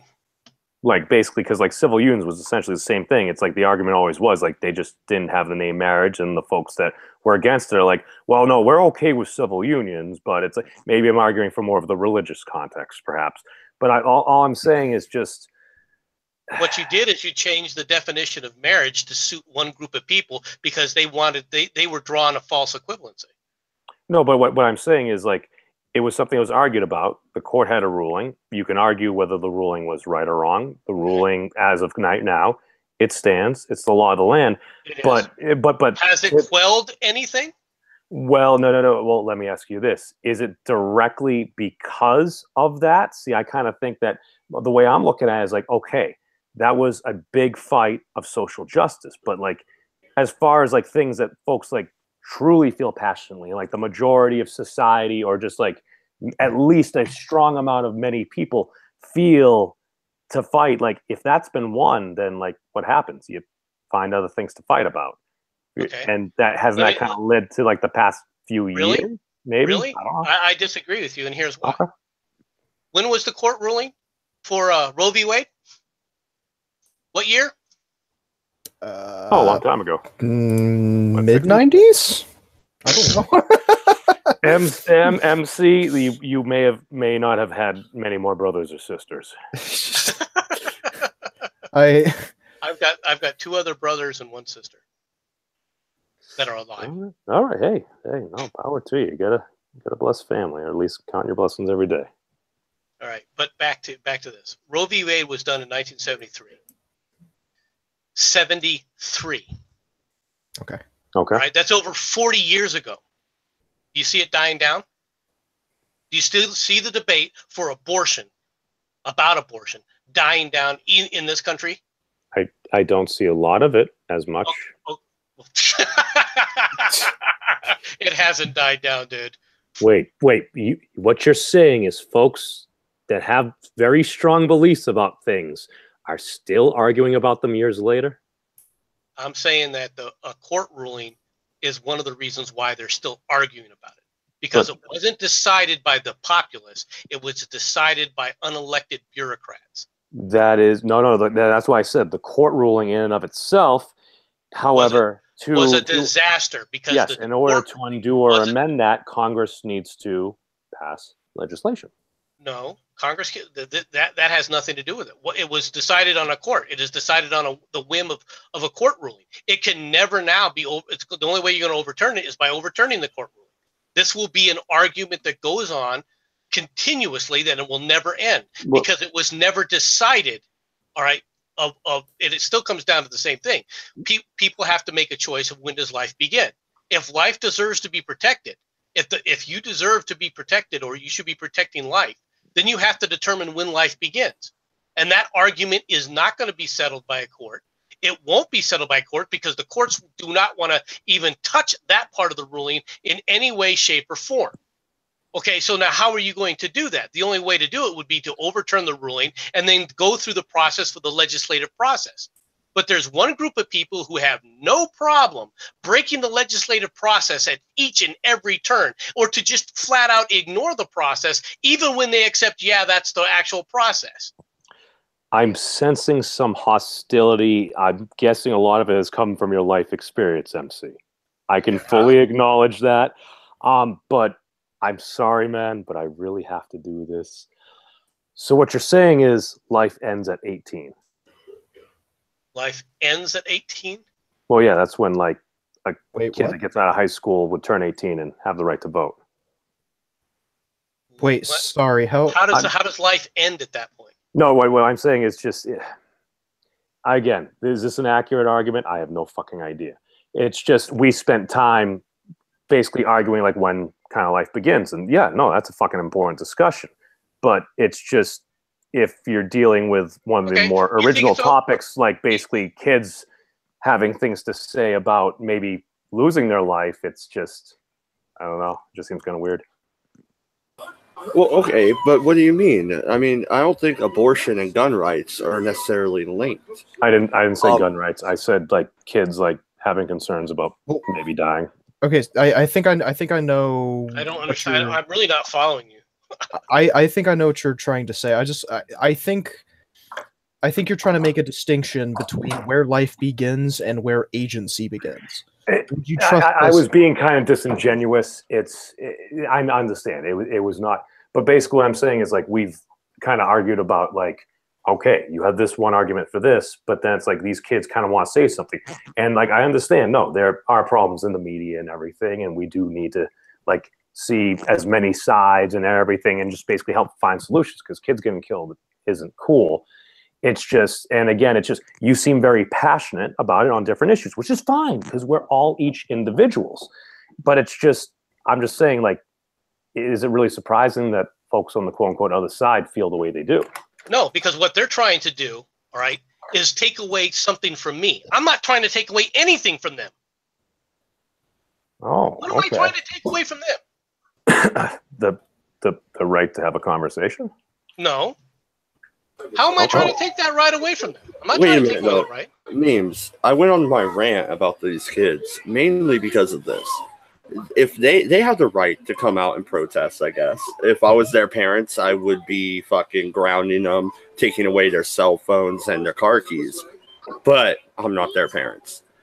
Now, if they have a right to say something, then how come every time I mention a certain school, and a certain event that happened in the news, another YouTube channel dies? Because they're not part of a preferred program. That's another argument. And that's a full unpacking in and of itself. So we have an aristocracy now. These kids that can't even fucking vote, can't even own a gun at 18 because they're not even 18 yet. They have the right to talk, but me, a voter, someone considering running for office, I don't get to talk. Yes. No, fuck them.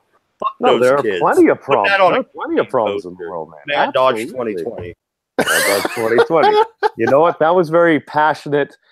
Oh, memes! I forgot to It will tell be you. very. It will be a very. You're lucky you're a libertarian, man. I forgot to tell you, memes. You are actually about to be his. You are actually about to be working for Mad Dodge. I don't know if you heard. Can I do this either? I won't say pro bono because that would be very. Volunteering. Can I just donate my time? Exactly. Yes. Yes, right. you can. Accepting donations in the link below. Yes. I just don't like. I don't like the media telling me to shut the fuck up while they give a platform to some kids that don't know the first thing about the difference between a 22 and a fucking AR-15. Have you called your local Fox station? No, I run a shitty little show here on YouTube. Okay, That's but what I do. I'm just saying. You're saying that you're getting shut down. I mean, you have points. I'm getting shut down on YouTube. If you said you're running for political office, they'll have a reason to see you and everything, because to turn you down would then truly be oppressing kind of the political process in some way, as long as there's no like unnecessary, like as long as everything's reasonable, right? Me reasonable? That should be fun. I'll try that for a while. No, I didn't say you necessarily being reasonable. The least less reasonable you are, the more they want to show you. Because then you're divisive. Then you almost kind of play into the narrative. Whatever maybe narrative, I do. whoever it is. Maybe I do. At least I'm not yelling about gay frogs yet. Well, that's the thing. I'm not saying that there isn't a narrative or anything like that. Of course, yeah, there are many sides. I'm just saying that folks that we may view as an ideological enemy, at times there's reasons for it. Like, not everybody here, I mean, obviously, maybe one or two people here have slightly different views, but all I'm saying is that doesn't necessarily make them evil. You just disagree. No, MC is evil.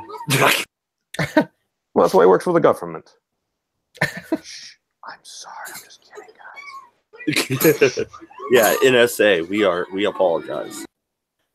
I just want them to know because my camera is covered. We're sorry. Oh my fucking god. Can I tell you guys a story? Can I tell you guys a story, please? It's about United Airlines. It's fucking hilarious. It's not hilarious. It's tragic. It's awful. I don't want to talk about any more dogs. I had enough with Mitt and the dogs. Oh, you heard about it too? Oh my god. Fucking holy shit. How... I want to say amazingly tragic, but oh fuck. There's another one today. Another one today? Oh yeah, not a death. This time the family was on a trip to they were coming home from a trip, and they went to pick up their dog because their dog was in the dog carrier, and the dog they were given in their dog carrier was a Great Dane rather than the German Shepherd that was now on its way to Japan. Oh, to be eaten. I mean, whoa! Did I say that? Wait, what? Yeah, United Airlines misshipped a dog. Oh and my sent god! it to Japan, and the dog that was supposed to be going to Japan, which was a Great Dane, was delivered to the wrong family. Oh my god! I'll be right back. I'm gonna go tell my girlfriend about this. Hold on. Wait, so I've heard them losing your luggage. So they've lost your dog? Yeah, basically they lost. They didn't lose wait a second. They didn't lose the dog. Harry Potter was on the flight, and he turned the dog from a Rottweiler into a Great Dane. Oh, it was a UK flight. But so bait. Where? So I have to ask. Where's the meme, dude? Where's my dog? Which dog are you looking for? Well. To be fair, it's probably it might be too soon to start memeing. Some folks will meme the other dog that died. Dude, I fucking don't even know. But is there anyone here that doesn't know about it by chance? I really want to tell this story. Go ahead. Oh, go ahead. Okay, so oh my fucking god. So this lady has it's a small dog, right? And so she paid money for a specific carrier to take this small dog on the flight, right? Not like, I don't know, shove it in the bottom of the fuselage or whatever the fuck they do with dogs, right? But to actually have it sitting at the bottom of her seat, you know, actually be with her dog. So the what do you call them? The stewardess, I believe is the name for it. She comes by and she's like, "Ma'am, Flight attendant. sorry, Flight attendant. oh, flight Them attendant. stewardesses. They will freaking correct you. Trust me. Okay, flight attendant. Okay, a flight attendant. So this flight attendant lady person comes by and she's like, "Ma'am, I'm gonna need you to put your dog in the overhead, the overhead luggage storage." And she's like, "But this is, this is my dog. I paid for the carrier and it's just sitting at my feet. It's fine." It's like, "Ma'am, we're about to take off. I'm gonna need you to put your dog in the overhead luggage storage." And she's like, "Okay, fine, whatever." So she puts her dog in the storage up above the head, and the dog's barking and everything. She knows that there's a dog in this fucking carrier case. Now the flight takes off, and the dog is, barking and yelping and everything like that. And so the plane eventually lands, and this lady goes to get her dog, and she takes it out, and the dog is fucking dead. The dog is dead. And so this lady just takes this animal's tiny body in her hands, and she just falls to her knee, and she just sobs, and she rocks it back and forth in her arm. And this fucking lady whose dog died, she had a little daughter or a granddaughter with her. 11-year-old daughter with her. And so this woman and this 11-year-old girl are fucking bawling on this plane, and it's dead fucking silent. And they're like people filming this shit. And this lady's just wailing on the plane, crying because her dog died. Holy fuck. And so the stewardess, the flight attendant says, "Oh, well, I didn't know there was a dog in that carrying case." Even though the dog was like barking and fucking yelping and shit when it was in the overhead storage compartment, even though she told the flight attendant, "Yeah, there's a dog in here," and the flight attendant still told her to put it up, she later claims she had no idea there was a dog in there. And the story gets fucking better. It gets so fucking good. It gets better. I'm not sure you and I have the same terminology. No, okay, when I say it gets better, that means shit has hit the fan, right? So, different vocabulary, right? But, so it gets fucking better. So, the airline sends out like an apology letter or something like that, and it is fucking borderline copy paste from a previous statement that they had issued about a previous fucking like infraction or a previous problem that had happened on another one of their airlines. Borderline copy fucking paste. Didn't even bother to like, "Yeah, we're sorry that like this thing happened to you." It's just we would like to give our condolences to those affected by this awful scenario. In the future, we will better ourselves. We will work on ourselves, and we will improve. We will zap the dog prior to it actually being put up in the carrier. We will take the electrodes and mercy kill the dog in front of you so you can wail on the plane for 4 hours and be able to walk off at the end of it. Oh, fuck. But dude, look, how United Airlines is a fucking business, we will never know. You realize you're just lucky that this wasn't a human. I mean, after all, we beat them and dragged them off the plane. Yeah. A little dog, surely it can't fight back. I mean, they're just asking for the beating, really. I mean, if you're an Asian doctor, especially, we'll beat the hell out of you on the way out the door. Yeah, you should be grateful. She got the light treatment. Oh fuck! But dude, this scenario, like, I couldn't, like, oh my god! And then the fucking passengers, right? So, my girlfriend was telling me about how some of the passengers were talking about this scenario, and people were filming, taking the pictures, going to Twitter, usual stuff when a tragedy happens, because that's a natural response, right? But so these people were on Twitter and they were saying, "Oh my gosh, this poor lady's dog died," and everything like that. and I just have to call bullshit, right? Because it I have to call bullshit and say that human nature is this is human nature taking its course, right? You're a dick until something bad happens to someone, right? This lady who brings her dog is holding up the flight, holding up the takeoff. And I guarantee you, everyone on that plane who is later whining about how this lady's dog died and pretending to care, I guarantee you everyone was pissed that this lady just wouldn't put her dog in the fucking storage. I bet you everyone was sitting there, oh, this bitch is holding up the fucking takeoff. I can't believe it. They're probably pissed off that they couldn't get off the plane because she was in the middle of the thing sobbing, sitting on the floor, and people are trying to get out. Dude, no. They're probably trying to step on her on the way by while they're trying to take pictures. Dude, no, seriously, like, I fucking swear to God, every day that goes by, I just get more pessimistic about human nature. No, everyone's a cunt, and they're looking out for themselves. And so I'm going to be a cunt and look out for myself. Okay? I guarantee you, all the people on Twitter feigning, like, respect for this fallen comrade who died so valiantly. Like, oh, fuck, man. Jesus Christ. Right? And that's not to, like, underscore...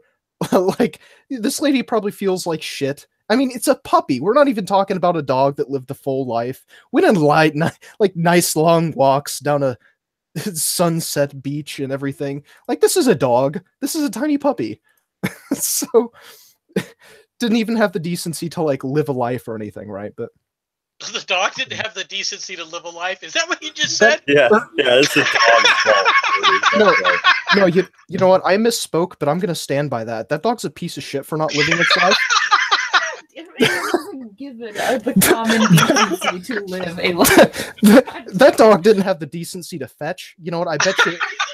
I bet you all it did was shit on the goddamn nice ass rug that poor lady bought. Oh, poor Memes left. I was hoping Memes would be here. Oh, fuck, I didn't realize he was gone. God damn it, I should have pulled it sooner. Lassie would have broke out of that cage. Lassie would have got out of there.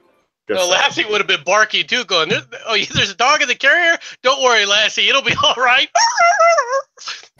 Well, what I wanted to know, I've been thinking about this ever since I heard this story. How did the dog die? Like, is it air pressure or something? Suffocation. Oh, suffocation? There's no airflow in that. Oh, there's no airflow at all. Overheating, and suffocation. Oh. It was 10 months old. Okay. It could also have been squished because when those planes take off at an angle, the freaking bags come rolling on top of it. Oh, that's a good point too. It could have been squished by the bags, yeah. But yeah, I mean, we can only speculate as to the disaster, but yes. I'm definitely not writing in the carry-on section on United Airlines. Planes are just going to walk up, and when you hand in your ticket, they're going to give you a shot and start loading you up like cordwood. People will come out and they'll wake up on the carousel going, "Where am I? I thought I was going to London. What am I doing in freaking Abu Dhabi again? Doggone it!" Oh, Jesus. But man, yeah, that was... God, I don't know if that made my day or broke it, or I don't know how to feel, but goddamn, that made me feel something. Oh, Jesus. That sounds like it made you feel humor. I'm not sure. It's a macabre humor, I guess. But oh, fuck me, man. Wait a minute, what a damn story.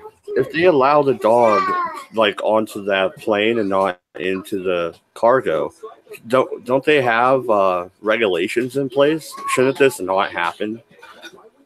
Well, yeah, the flight attendant should have let her just keep her dog by her feet. I mean, she literally bought a carry case from, or a pet carrying case. She put the dog in her lap. Especially if the dog is small, from what you're saying. The dog's probably small enough to sit in her lap. What's the difference between that and a child? Yeah. I mean, shit. I mean, just buckle the fucking dog up at that rate. 40 solution. Get the duct tape. Got a dog. Yeah, just duct tape it to the outer part of the wing. It'll be fine.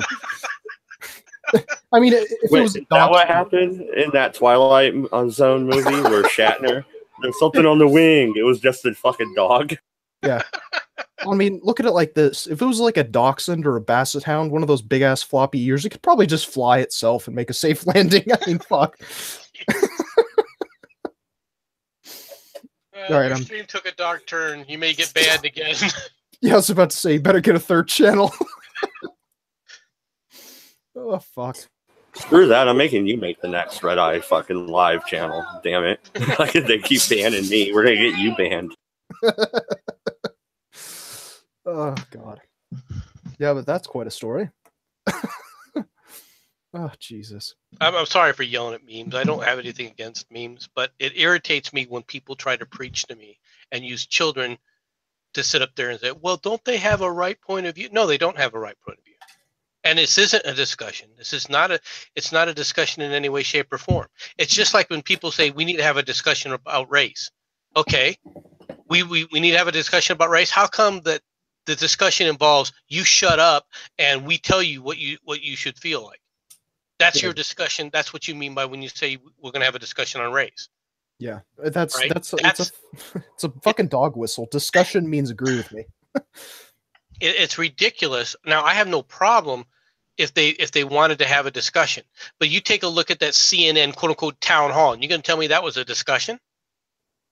Yeah. Oh, guys, I have to retract a previous statement, and I'm getting a teacher fired tomorrow. Uh-oh. Wait, what happened? Oh, everybody in class, including the teacher, walked out, so my son thought it was a good idea. He just got his phone taken away, and he's grounded for a month, and that teacher is going to be fired. What? No fucking way. You're I'm fucking wigging serious. the fuck out on that principal tomorrow morning. Oh, yeah. Pissed. You're wait. You're fucking dead serious. I'm dead serious. I just chewed my son out for 5 minutes straight. That's why I was muted. And barely talking about the dog. Yeah. Oh, I'm not taking his phone away. He's probably not grounded for a month because his teacher walked out. But that bitch is fired. Or I'm going to pull him out of there. No. You do not make my son political over gun rights. He is in 7th fucking grade. You stupid fucks. I'm pissed. fucking go get him. God damn. Should we work on opening statements? I think that was a good opening statement. You don't turn my son's school into a political arena. How dare you? Yeah, that's pretty good, actually. It's pretty nice, short, concise. The idiots will understand. There we are. God, I can't believe that's so fucking funny, dude. It's like you brought it up. No, and he's like, everybody else got up and walked out. I'm like, well, then you be the one smart person to sit there. Because I'm about to take your phone. Now go outside and play. Because I'm that mad. I'm like, just go outside.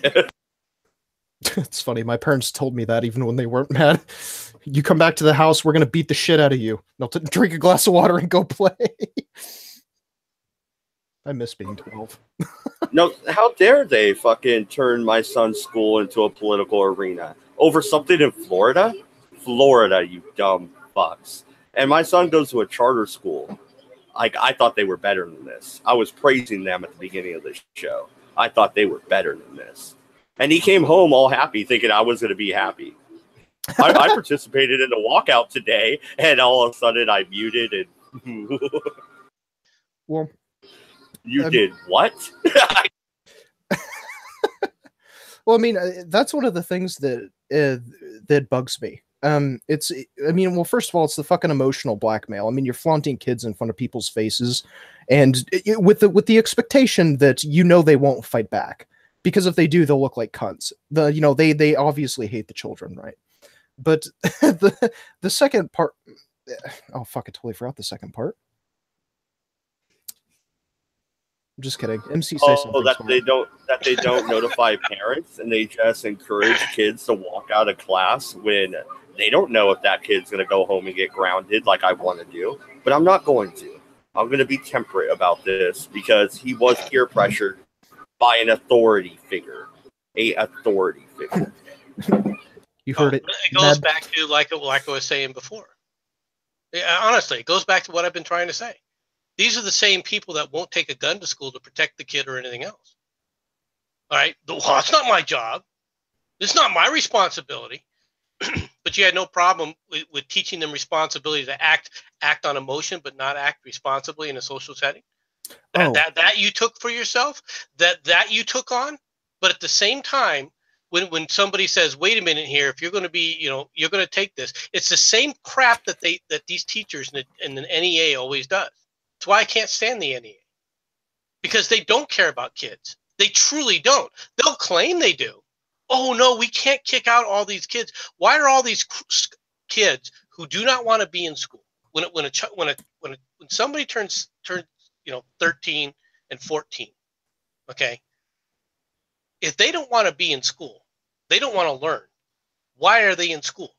The school shouldn't have a responsibility to try and make them in a school, all right, to say, okay, we're going to teach this kid. That's not their responsibility. Their responsibility is not to teach that kid. Their responsibility is to teach children. Now, if children don't want to learn, if children don't want to sit in class and learn, then they don't need to be in the school. And if a parent can't sit up there and influence their kid to get them with the idea that they want to be in the school, then they shouldn't be in the school. But, oh no, we're going to sit up there. We're going to have all these kids here. Unless, of course, he's ate a Pop-Tart into the shape of a gun. Unless, of course, okay, he made a derogatory comment about the girl walking down there or pinched her ass as she walked by, because teenagers never do shit like that. Okay? No, then it's no problem expelling them. Then there's no problem suspending them from school. All right? But by God, if they're the ones sitting up there threatening other kids when the teacher turns his back, if they're the ones cutting up, if they're throwing spit wads around, then, oh, Johnny, don't do that. You can't be disruptive in school. Oh, what are you going to do, teach? You need to shut up. Yeah, we'll let that kid back in. Well, I'm going to shoot up the school. Well, we can't get rid of him. You know what? We'll report him to the police. Well, the police said that we can't get rid of him. Let him come back. Oh, shit, he came back with a freaking rifle and he's shooting people in the schools. Well, it's a good thing that I didn't sit up there and let us sit up there and be armed to defend ourselves. Every one of those freaking kids, every one of those teachers should sign an oath that they don't want to carry a gun to defend their school and defend their kids. Every one of them should then sign, in the case of a school shooting, I will lock the door, tell the kids where to stay out. I will then go out in the hallway and run and charge the nearest gunman. I mean, I don't know about charging the nearest gunman unarmed. Well, I mean, if you want to give him scissors, I mean, I'd be okay with that. That's up to them if they want to charge with scissors or not. I'll give him a paper cut. I fucking swear to God, I will fail him on the next test. Well, no, and I can't turn around and take his cell phone and ground him like I just threatened. I just wanted it through his head. Dude, no, I send you to school, but I will be talking to that principal. How dare they? I don't know where he's at. He could have disappeared in the crowd and started fucking hitchhiking down the highway. What the fuck are you doing letting my kid just walk out of fucking class? Who do you think you are? I am irate. Yeah. Well, and another one of the things that I fucking remembered what I was going to say, thankfully, but one of the things that really ticks me off is, well, like I said previously about Nachi, like a completely unwarranted emotional response because, as MC was saying previously, due to Facebook and Twitter, everyone knows someone. Right. There's probably someone I'm following on Twitter that knows a guy who had a cousin who, had a prostitute who, met a guy who had a pen pal in jail, who knew a homie who sold drugs to a kid at the school that got shot up or whatever. Whatever the case is. Everyone knows someone. Stop talking about me. Nachi at least will have a discussion with you. Nachi at least will sit up there and actually have that discussion. When people talk about discussion, he's an adult. He's someone you can have the discussion with. Okay. Yes, well, he made a video. I have no problem with Nachi making his video. I disagree with his time. Nachi will discuss something, and before I forget it, I want to, you know what? And he was loading the dishwasher, and I was talking to him, and I was mad, but I was trying to tone it down a little bit. But I'm like, you want to tell me about my gun laws? You're 12 years old. You can't even vote. Are you ready to pay for your cell phone in your pocket? No. I'm like, matter of fact, I would like some rent money. Hey, that food that you're going to eat tonight. And I think it clicked because he's like, oh, shit. Yeah, I'm not an adult. I don't get to make these decisions. And I'm like, yeah, you knock it off and you ever walk out of that school again, I will ground your ass. You won't see daylight until you're 18. Now go play. And I just sent him outside. But that school is going to get a piece of my mind in the morning. I'm calling bright and early. Good luck. You're going to get oh, yeah, I understand. Yeah. Click, dumbass. We will have a talk with the teacher. God, this guy's a cunt. That's exactly what. They're probably sitting there rolling their eyes back there, you know, making hand signs of jacking off. Yeah, okay. You do remember, Mad Dodge, that the left completely controls education, right?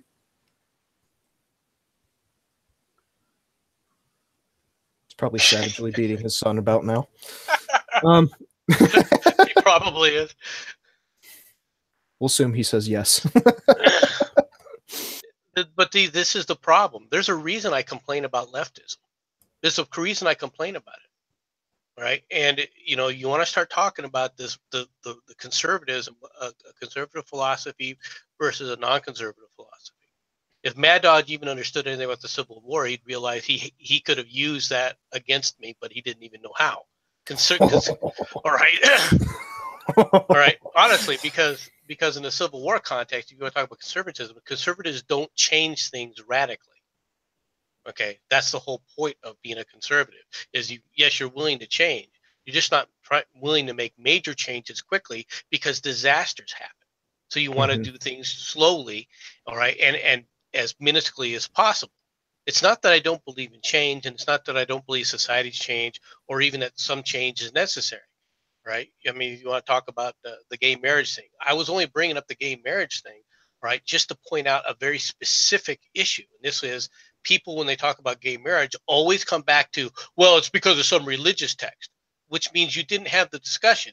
You didn't have the argument. You didn't have a discussion about what marriage is, all right, why marriages take place, all right, and why or why not you should allow homosexuals to marry, and in what advantages does society gain from it. And believe it or not, societies do gain some advantages from it, all right? Once again, did anybody even bring it up? I think, no. MC, I think talking about gays and weed nowadays is completely insignificant. Yeah. It's insignificant. I hate to tell you this, Omega. It's insignificant at your age. Okay, so I'm not trying to be the old man yelling at clouds. But, no, wait, real quick though. My son came back in and he felt bad and started talking to me, and he said he thought it was commemorate the people who lost their lives, not some gun control effort, which is what it really was.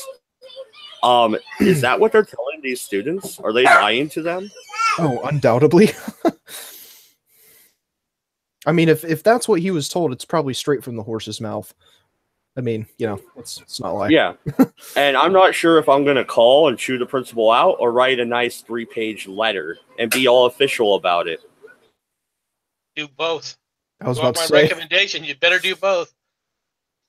Whoa, wait, Mad Dodge. Are you suggesting that the left is trying to use and manipulate children in order to further their ideology? Oh, I know they do that, but I've been a big proponent of this charter school, and I really thought they were better than this. And I even told my son, I was like, I was bragging about how your school and even you are smarter than this. And then you come home and tell me that, and I'm just mad. I'm like, go play. You're not grounded. Just go play. I will handle it with your school. I'm not going to take it out on him. He didn't know any better. It's very good of you. You must show quarter to your enemies sometimes. I'm just kidding. No, I'm not a horrible father. I'm actually a pretty good one. But oh man, that just flipped a switch though. I got so bad. And he literally came back, was like, I didn't know it was about that, Dad. I'm sorry. I thought it was about those kids. And I'm like, okay, I get that. You know, I'm going to deal with your school. You're off the hook. Why are you teaching your kid to care about other kids? I know. How dare I?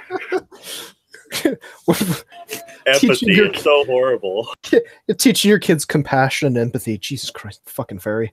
I'm gonna teach him ballet next. Just kidding. Sorry. Oh God.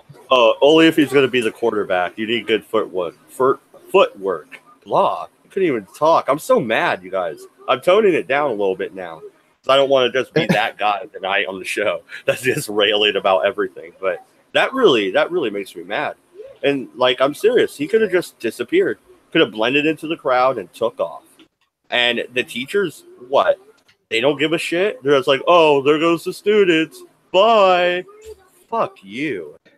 Well, maybe they believe in the cause. Hey, he's back. It memes. It's now personal, though. Why is it personal?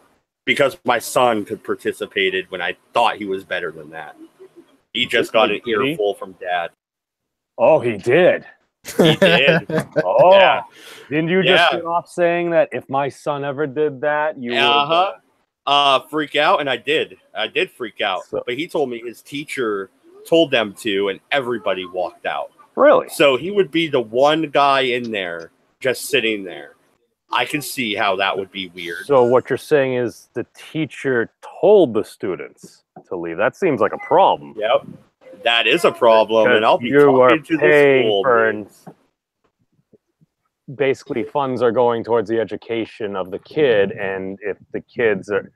See, that's where you start to really get into... And again, it does stuff like this probably... Of course. Crazy shit fucking happens all the time. Folks are very... sometimes stuck in their ways. Sometimes they modify their ways. I'm just saying, if you use the term all and most, if you literally replace that with some and many, you are literally making a lot of folks much happier, and they will disagree with you less. I can almost guarantee it. Again, we're being bad wizards. Memes. I'm going to be writing a 3-page letter, and I may or may not be chewing out a principal of a certain charter school bright and early in the morning. I have something so gold to show you. Well, so you may have found a basis for your platform. Keeping like people out from influencing folks. Like, if the kids want to leave, if that's their thing, let them do it. They turned my 12-year-old 7th grade student son into a political fucking message, and that pisses me off. How dare you? How dare you let him out of that class and not contact his parents? Oh, your son is just walking out the door. Oh, that would be nice to know. Wait, they didn't contact you. They didn't say shit, dude. I didn't know till he got home 20 minutes ago. I'm pissed. Wait, so what you're saying is they make kids fill out forms to take sex ed, but they don't let the parents know about, so we're going to send your kid home, or we're just going to send them away from class and not actually teach them. No, we're just going to let him walk out in a national gun protest, and we're going to tell him it's to commemorate the kids that died. They even lied to him about what the protest was about. They do that kind of documentation stuff at college. They don't do it at early grade school. He is a middle schooler. He is in 7th grade. If he leaves campus, I expect to know about it. Well, it's not like you're his parent or guardian or anything. Yeah, exactly. I'm not his father who's raised him his whole entire life. No, not at all. Dude, again, we hear about this stuff within certain circles again and again. It's like, dude, that happening to a person that we talk with on a very regular basis, man, dude, that is concerning. Like, no, dude, fucking write that letter, man. Because if you don't write that letter, that's the thing. We need better participation of expressing. It's like, okay, this is not fucking right. Here's why. Well, no, and I dressed him down, sent him outside, and he came back, and that's when I found out the teacher told him it was about something else, and everybody participated. He would have been the only person sitting there. Well, I told him, you know what? Next time it happens, know this: you will be grounded for a month, and you will lose your cell phone. You will be the only person sitting there. You will be responsible next time. Did you ask your son how he felt about the situation? He thought they were going out there to support the poor people that died, so he felt good about it. He came home proud about it until suddenly Dad is mad. So you explained to him like the other side and shit, basically, kind of what was going on, or I told him exactly what it was about, but I did dress him down to begin with, and then I had the calm conversation a minute ago. No, I'm just saying you should probably find out maybe what your son actually just thinks about the situation. My son's looking forward to his first gun when he's 13, so I'm pretty sure he didn't think it was about gun control. Well, it's no, just ask him, just honestly, just what do you think? Just have a father-son conversation. It's just like, okay, it's like we were just kind of arguing. It's like, oh, these kids are getting used for this and that. Where else better to get it from than straight from somebody that may have some concerns about it? No, I will be talking to him some more. Don't worry. But yeah, man, that just makes me mad. This is a charter school with not enough students to even run a 11-man football team. All right. So if it's happening at these tiny schools, you best believe it happened in every school in Oregon. This is a thing, man. So it's like, that's why I just say, like, we need as much truth as we can get. And just like, if you can hear, like, if this is a legitimate issue, okay, let's have that discussion. If folks are just kind of just going out of their way and you see a extreme majority or most of it is basically just folks kind of out there trying to spin it for their own purpose, that could be a problem. I mean, like, if they genuinely fully feel this way, that's fine. But if they're just going through it to like say, oh, we're just fighting for this issue just so we can keep on doing this, so we can keep on like doing this lawsuit. Like, if folks are doing it simply to perpetuate argument and just to perpetuate, like, I don't know, billable hours or something like that, I don't know, that doesn't seem that cool. Well, what I'm going to be writing in a letter, I don't know exactly how to, because I'm going to have to whitewash it, make it a lot nicer language, talking to my kids' school. But I am offended by them using my son as a political weapon to push an agenda that I do not believe in, and neither does his family. I do not push this gun control agenda. I am staunchly opposed. And you using my son as a political weapon pisses me off. Oh, I don't use him as a political weapon. There's no consent there, man. You didn't give, and that's the thing. That's why I go back. It's like, they'll send permission slips for fucking everything. It's like, to not do it for that. I mean, you can ideologically disagree, but to not inform a parent or guardian or like about what's going on, to even give a heads up or anything? Did they send an email or? Yeah, nothing. I just heard about it when he got home, and I was happy thinking he didn't do that. They didn't do that up here. You know, they were in school learning, you know, what my tax dollars went for. What was it, the whole school or just his class? It was the whole damn high school. Like I said, it's a small school. In 7th grade, he's already in the high school building.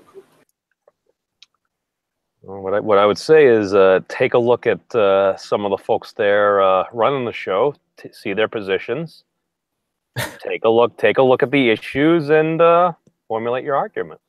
Well, what I'm curious about is what the fuck they did the entire day. Like, they go get fucking Papa John's or something. Oh, fuck yeah, dude. That's what I want to know. What I heard Taco in the Bell. stories, though, to be fair, what I heard in the news story I read about this before we went live is it was like a 15 or 20 minute wave your signs and protest and then everybody back into the schools type of thing. It wasn't an all day long type event. That being said, I still don't want my kid's picture on the news. I don't want him being used as a political weapon. That's my son. Memes, do you start to understand why I was so passionate about it? Oh, there's absolute reasons, man. Absolutely. No, when shit like that happens, when folks are literally being disingenuous and they're doing it for strictly like their own existence. Because I've had some conversations with some folks that had lived in Washington, and they're telling me things. It's like, all right, I happen to study political science and stuff like that. You go down, it's like, wait, so what you're saying is you can literally just get paid very good money to literally just start some form of a campaign on whatever it is and be a lobbyist? So I'm like, wait, we're incentivizing folks to just argue about things, maybe whether or not they're. I literally had that conversation earlier today. Now combine that with the fact that what they're doing with these progressive kids, person. So combine that with what they're doing with the fact that they're doing it with kids, and the fact that they're trying to get these kids to shield themselves, all right, from realistic criticism, all right. They're trying to use these kids to stamp out debate to forward their agenda. And what are they trying to do? They're trying to take away rights from other people. That's what they've got. That's what they're doing. And if you take a look at it, now there's a reason why I put things in the dire modes that I do. And you are correct when you say that I'm being a bit hyperbolic with how I present things, right? Because I'm presenting things in a very stark manner. But the thing that you got to realize is I'm putting it in that stark a manner, not just because it makes for great content, but also because in many cases it's really closer to the quote unquote truth that you're talking about, all right, than the other side. Well, it's just when that happens, and again, it goes back to, I don't even know whether it's terminology. And again, if kids are getting fucking used, man, that's fucking sleazy as all hell. Absolutely. It's just to be able to identify in the most objective way possible what is the particular percentage of folks. It's just, okay, even if it's a high percentage, let's entertain that. It's a high. Maybe it's half. Maybe it's more. Okay, I don't fucking know, man. I really haven't been following it that much. I just kind of know it's like, okay, this seems to still be in the news and stuff. That kind of tells me, I'm like, okay, there's something going on here. Just because it's at least, to get to this point, something is going on. That's why I simply say, have a discussion. I understand why folks say that. It's just, folks say that all the time about stuff like that, but it's just, for many issues, because you know what folks are fucking passionate about. I'm just saying that, okay, we have passionate views on a number of different items.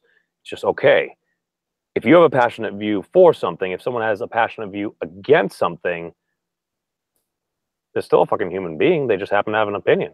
We all have opinions. They're like assholes. I mean, everyone has one, everyone needs one. What the fuck are you talking about, memes? I have no idea. The thing is when you make that statement, all right, you're ignoring the fact of that one side is disingenuous and the other side isn't. Yes, these kids are genuine. I'll agree with you there. But these kids are being manipulated and they're being used. Their side is disingenuous. They're scum. They've always been scum. Okay. I have a question. I wanted to go to college to get my doctorate in history. I wanted to teach history. Still an idea I have rattling in my head. It could be fun. Now, let's say I'm teaching history and a gun control debate comes up. What if I go, hey, guys, let's all just leave class in a mass protest. We'll go out to my warehouse, and I have a bunch of guns in there. Let's walk around with them emptied, open carry, but let's protest in favor of gun rights. Do you think I would get away with using those children for my political agenda? MSNBC will crucify you. Yeah. Then why the fuck can they use my kid for theirs? Well, that's a good argument. I'm not saying it's fucking right. It's just I'm just, and again, maybe it's just my personal life experience. It's just remembering Columbine, stuff like that, and again, many times either maybe it was just me, maybe there were some of the folks around me. It's just, especially if you don't have the right to vote, man, all I remember is When I was in like the 3rd grade, there were like 20 kids in the class. When I was in like the 5th grade, there was 22. By the time I got to 8th grade, there was like, all right, 26. By the time I finished high school, man, you're talking like 36, 38 kids. They were starting to bring in like portable classrooms and shit like that. That amount per teacher and shit like that, I'm like, whenever things seem to get cut, a lot of time, it was education. At least that's what I heard about and stuff growing up. It's like, all right, so we cut education, but it's like, oh, well, kids don't have the right to vote. Okay, hold on a second. It's a different argument, but why do you think there's? But you're making a false analogy. It wasn't a cut in education. And hear me out. Why I'm saying that? It wasn't a cut in education. All right. The problem wasn't that there was less money. You're getting far more money than you ever had before. All right. So where's the problem? Yeah, it's typically class size to teacher ratio. All right. Why is the class size to teacher ratio skyrocketing like that? I don't know. Well, maybe before we start making these things about saying, well, teachers are so sacrosanct and the teachers are underpaid and teachers like, maybe we should be examining that, because I can tell you one of the reasons all that happens, all right, is because they were using that money for other things. That money went to funding other elements. Right. Elements. They would What's expand. more important than like? Hold on. Here's how they do that. We have an expanded curriculum now. Yes, the average class size for reading, writing, and arithmetic goes skyrocketing. But what is it for nail polish? What is it for typing? What is it for computer arts? What is it for art class? What is it for all these other things that have now been added to it? I like art class. Jesus. No. So what you're saying is they've expanded and you now have far incorporated more many teachers, all right, but not enough teachers that need to be teaching the standard curriculum. And so, and you start using justifications. One of the problems that we have here in Tucson is we got a freaking totally out of control freaking Tucson Unified School District. They keep trying to push this freaking Latina class, all right, that basically just teaches the kids to hate America. They sit up there and have people in the classroom, teachers in the classroom saying, Republicans hate Latinos. Understand it. And this was a teacher. These were the people that they were bringing in. And this was being paid for. And you wonder why, wait a minute here, maybe we shouldn't be paying for that. Maybe we should be paying for another frickin' math teacher. Maybe I should be paying for another English teacher. Oh, but wait a minute here, we got to have a special ed class. We got to have the advanced class. We got to have the low-end classes. We got to have all these other special curriculums to take care of everything to make sure that we don't let the one little kid drop through the cracks. Meanwhile, none of the kids are learning. And that is a direct result of something being pushed by not the parents, but by the teachers' unions. And then what do?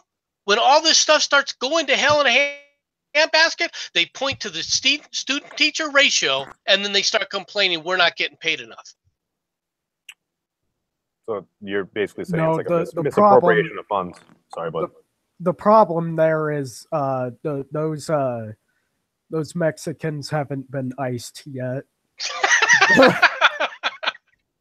So nobody would ever in fear folks are I don't know, maybe don't like them or something or hate them.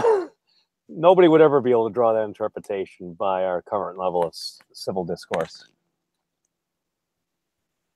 I'm just saying these folks, if in their minds that folks are hating them and stuff like that, I mean, if folks start being disingenuous towards other folks, I mean, like that, doesn't that go back to like Romeo and Juliet or?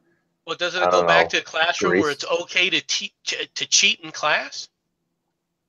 I don't think we should cheat in class. Oh, really? So what's going to be responsible? What are you going to do when you catch somebody cheating? Just sit up there and go, "Oh, that's okay, little Johnny. Just don't cheat again." Because that's the standard process now. Well, I mean, that sounds like a problem. After I beat him, then yes, but well, my point is that it wasn't that long ago, all right, when people would, if they found out you were cheating, you got expelled. Well, yeah. You would have to earn your right to come back. All right. And yet, and then what do we have? We have Bill Clinton, where the press puts out daily things about how great it is because we need to have more people lying to us.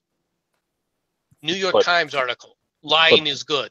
Look it up. But Bill Clinton was a meme on Animaniacs. Bill Clinton became a meme on Animaniacs, but while he was president of the United States, you don't think that had an effect? Of course, it made me like him more. Getting I voted for Clinton in the 6th grade. That should tell you another problem, then, shouldn't it? I also have very liberal parents. Okay, and what were your liberal parents teaching you? That deceit is good, criminal activity is good. All right, it's okay to sit up there and commit crime after crime as long as it's hidden well. No, my dad was working. My mom was taking care of us. She didn't take care of you, right? If you thought that it was that Bill Clinton was a good president. She didn't make me watch Animaniacs.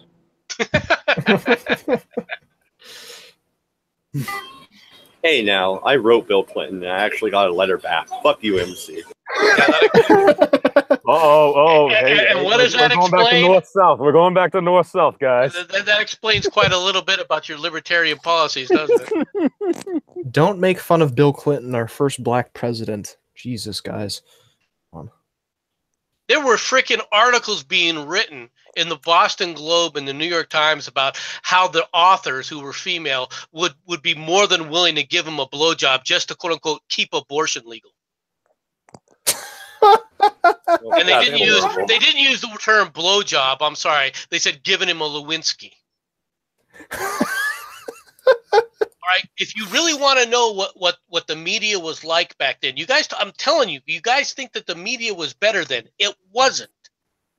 I don't ever think the media is good. We are starting to use maybe meaner words. I don't know. You know what, MC? Here's the thing, MC. No, I remember when you told me that. And I started thinking about it. I started going back. I'm like, okay, all right.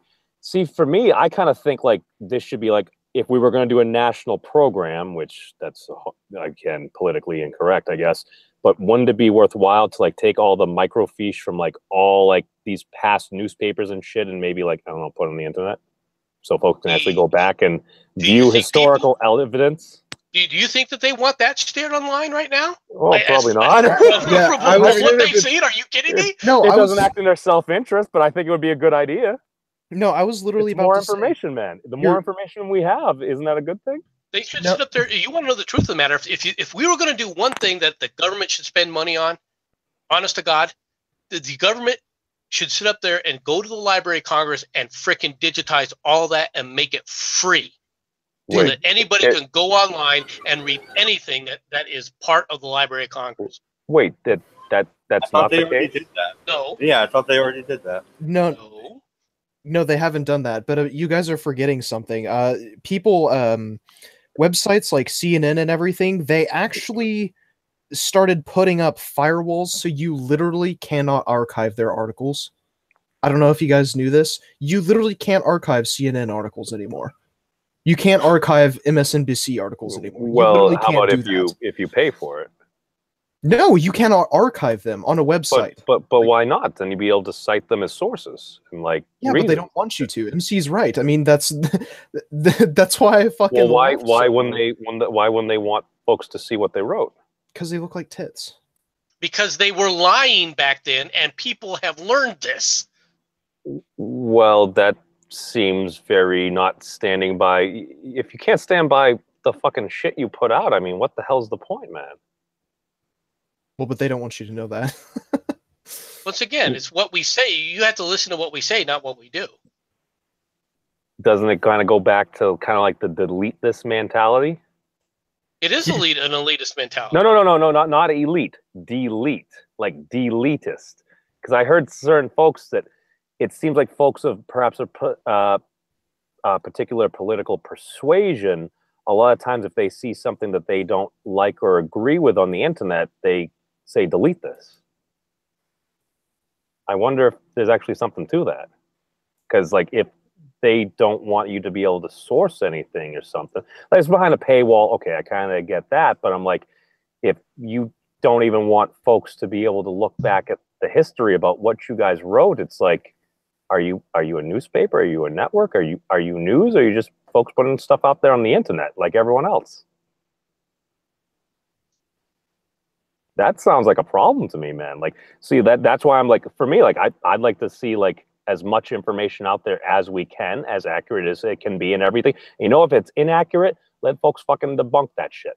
And that's the thing. Like, if we could access the Library of fucking Congress, if we could access like the newspapers over the past 50, 60 years, go through, yeah, then we can actually have comparative analysis. We can see what actually happened as history played out. It's like, isn't that how we learn? Well, we can. It's called going to the library and using their microfilm. I mean, you could find articles from way back in the 20s. Well, that's what I'm saying. But it's we are 80% water. We tend to go the path of least resistance, man. Let's face it, a lot of folks don't want to pack up and go to the library. But if they could find it via the internet, like we're all sitting in front of right now, then we'd be able to bring up like USA Today from like 28 years ago. Wait, does it still exist? I don't know. Because I remember back in the day, dude, even one of my history teachers in like the 8th grade and stuff like that, he'd always bring out USA Today every week. We kind of go through and stuff like that. So I'm curious because it'd be interesting to kind of go back and check some of the articles where I was at the time, as well as like more historical things. Just because then, because those who don't learn or at least heed the past, I mean, you're kind of going to be doomed to repeat it, or at least it seems that way. Well, we are doomed to repeat it. You are right. Well, that's because we're playing the same game. Let's break the meta. Okay. But part of it's not because we're playing the same game. You got to understand the time that we're living in now. We're not living. You got people that don't think. They're not being raised to think. They're being raised not to think. That's a problem. Okay. So should we just not get passionate about that? So should we just be calm and collected about it? Is that going to work? I have no idea. This is all the part of the process of what I've been trying to talk about, memes. All right. I get irritated with this and I get angry about it because of the broad-based freaking assault that this actually is. Oh, this has been a broad-based assault on our entire country and on our entire way of life, and people are blowing it off. Well, and again, like for me, I go back. It's like, okay, if you want to do something about firearms, it's like you are welcome to do that. You just need a constitutional amendment. It's just like, and it's like we seem to be arguing before that. It's like, okay, you want to do this rather than necessarily just argue against it. It's like, okay, well, let's play this out. You want to start banning things. You basically want to do something that other folks view as an infringement upon their right to bear arms. That's fair enough. That's your position. All right, you can do that. You need to change the Second Amendment. It can be done. Our forefathers, they gave us the ability to do this. It's just as soon as you push it that way, folks are like, no, but this is important to you. Well, we could never get it passed. Why? We got one passed like 20, 25 years ago or something like that? We're probably due. If this is truly that important to you, if you really want to put in the work and actually make your case, choose your words carefully and craft some fucking legislation and let's have a fucking constitutional convention. If you are unwilling to do that, then it's like, okay, is it really that important to you? Are you simply just pushing this as an agenda? If it is truly that important to you, because at one point, banning alcohol was important enough to us, or at least to some folks that they actually passed that. Okay, that sounds all well and good, but the people who are trying to do this, all right, have no desire to go that route, do they? And they haven't had to. Well, that would they have a long what you said. History. They're kind of being disingenuous then. They've had a long history of being able to run it through a packed court system to get their frickin' agenda fulfilled. Well, that's lazy. That's just... It's not lazy, it's dangerous. And when they're called out for it, because it goes to the very structure of the country, all right? And when it gets called out for it, how is it handled? How does the press treat it? The press are in on it. They'll call you a Nazi. You know, the press are all for it. They don't do anything to fix it. Why? Because to them, they're on that side. They are part of the group that have been pushing it this way. Okay, it's all right. Somebody calls you a Nazi. It's like, all right, they said mean words to you. It's not. It has nothing to. It's not. It's not the simple thing of calling somebody a Nazi. Well, everyone gangs up on you. They basically. It's far beyond that. All right. For example, all right. When they said that Republicans were trying to frickin' starve children and kill grandma, and this was being done by whom? This was being done by the person who became our vice president, Mr. Al Gore. Where was the outrage? Well, he was a Democrat. Okay. So he was a Democrat. Did you start to see the point? It isn't just one side. This is a one-sided affair. This is what I keep trying to point out. I understand, yeah, there's two sides. I understand all that. I understand you start talking about fairness and all this other stuff. But there's really only been one side. You're only ever hearing one side of the story. And it's been like that for a long period of time. And the effect is, like you said, Memes, well, Bill Clinton, he didn't do anything wrong. He wasn't that bad. He was just getting a blowjob. It had nothing to do with the criminality he was committing. Well, he didn't even know about it. Well, exactly. I was also a kid, and we had other things. It's like you've been an adult for how long? When did Toys R Us close? Dude, I try to take the view. It's like I'm the world's biggest 12-year-old. When I found out Toys R Us is closing, I'm like, fuck. Now I gotta grow up. But no, I hear, and dude, you absolutely have a point there. And this is the thing that pisses me off. If folks are truly passionate about something, okay, get out there, say your piece. When folks on whatever the fuck side, on whatever the hell it is, there are always going to be folks that will co-op folks, but there are also folks that do truly believe there are issues here, and especially if it touches them, the closer it is within so many degrees of separation, then you're also going to have folks that typically believe this way anyway. It's just, and again, I go back to the terms, and no, I get it, absolutely, dude. If you were on fucking like one of the big three cable channels, of course I'd fucking watch you. It's entertaining as hell, and you have good arguments because you also have a basis of knowledge. You are pointing out things. It's just for me. But Memes, the other side primarily doesn't want to have honest conversations. They just want hashtag gun control now.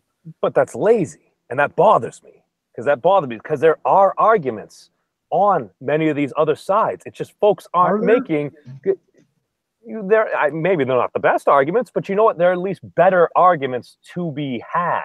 And I'm just not really hearing them. And that bothers me. Just whenever I would put on like MSNBC or Fox News, Bill O'Reilly back in the day, I just hear like 3 or 4 folks just yelling over each other. And some folks like that. It's fucking TV, blood sports, whatever the hell you want to call it.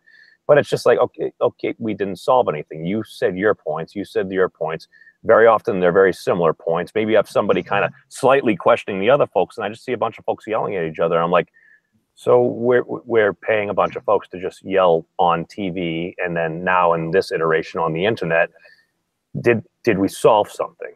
Like, did we actually like come to an accord, or did we bring up actual valid points to get people to think? They don't want to have an honest conversation. They just they want to win. Yeah. Well, how's that different than Donald Trump? Well, I mean, to be fair, Donald Trump really isn't a Republican, but well, at least he puts out. Once again, you're conflating conservatives and leftists with Republicans and Democrats. They don't exactly line up that way. For me, it tends to be okay. What happened? We had 8 years of President Obama and stuff. It just seems to swing back and forth with whoever's in charge, whether it was more in like the 90s with some of like more religious folks out there, they're promoting things they believe in. If a lot of folks are entrenched in basically just the government of the past like almost decade and stuff like that, and you have a bunch of folks in positions of power, organizational places, it's like, is this surprising? I don't like the disingenuous. I would prefer to have literally just like good conversations. If there is something reasonable we can do. If you want to change the Second Amendment, okay, let's have that conversation. Realize what it entails. It's just nobody's saying that. They just go back to, you either hate children or you hate people being able to defend their families. And I understand, like those are arguments. Because people are responding, all right, to the one side when they get, nobody likes being accused of wanting to hate children. So they're responding in kind. There's a reason that these debates go the way they do. And the main reason is because one side responds to the other. The other side is actually making outlandish and constant outlandish accusation after accusation. And nobody wants to sit up there and join their side or try to defend them. They come up with excuses of, well, that's just what you're like. Because the reason for that is because of the power of the press. Okay, the press has a lot of power. It does sway things. And unfortunately, for decade after decade after decade, it has swayed the minds of many people in this country way to the left.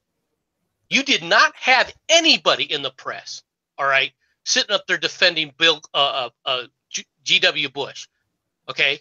You have had nobody in the press, for all intents and purposes, really attacking Barack Obama.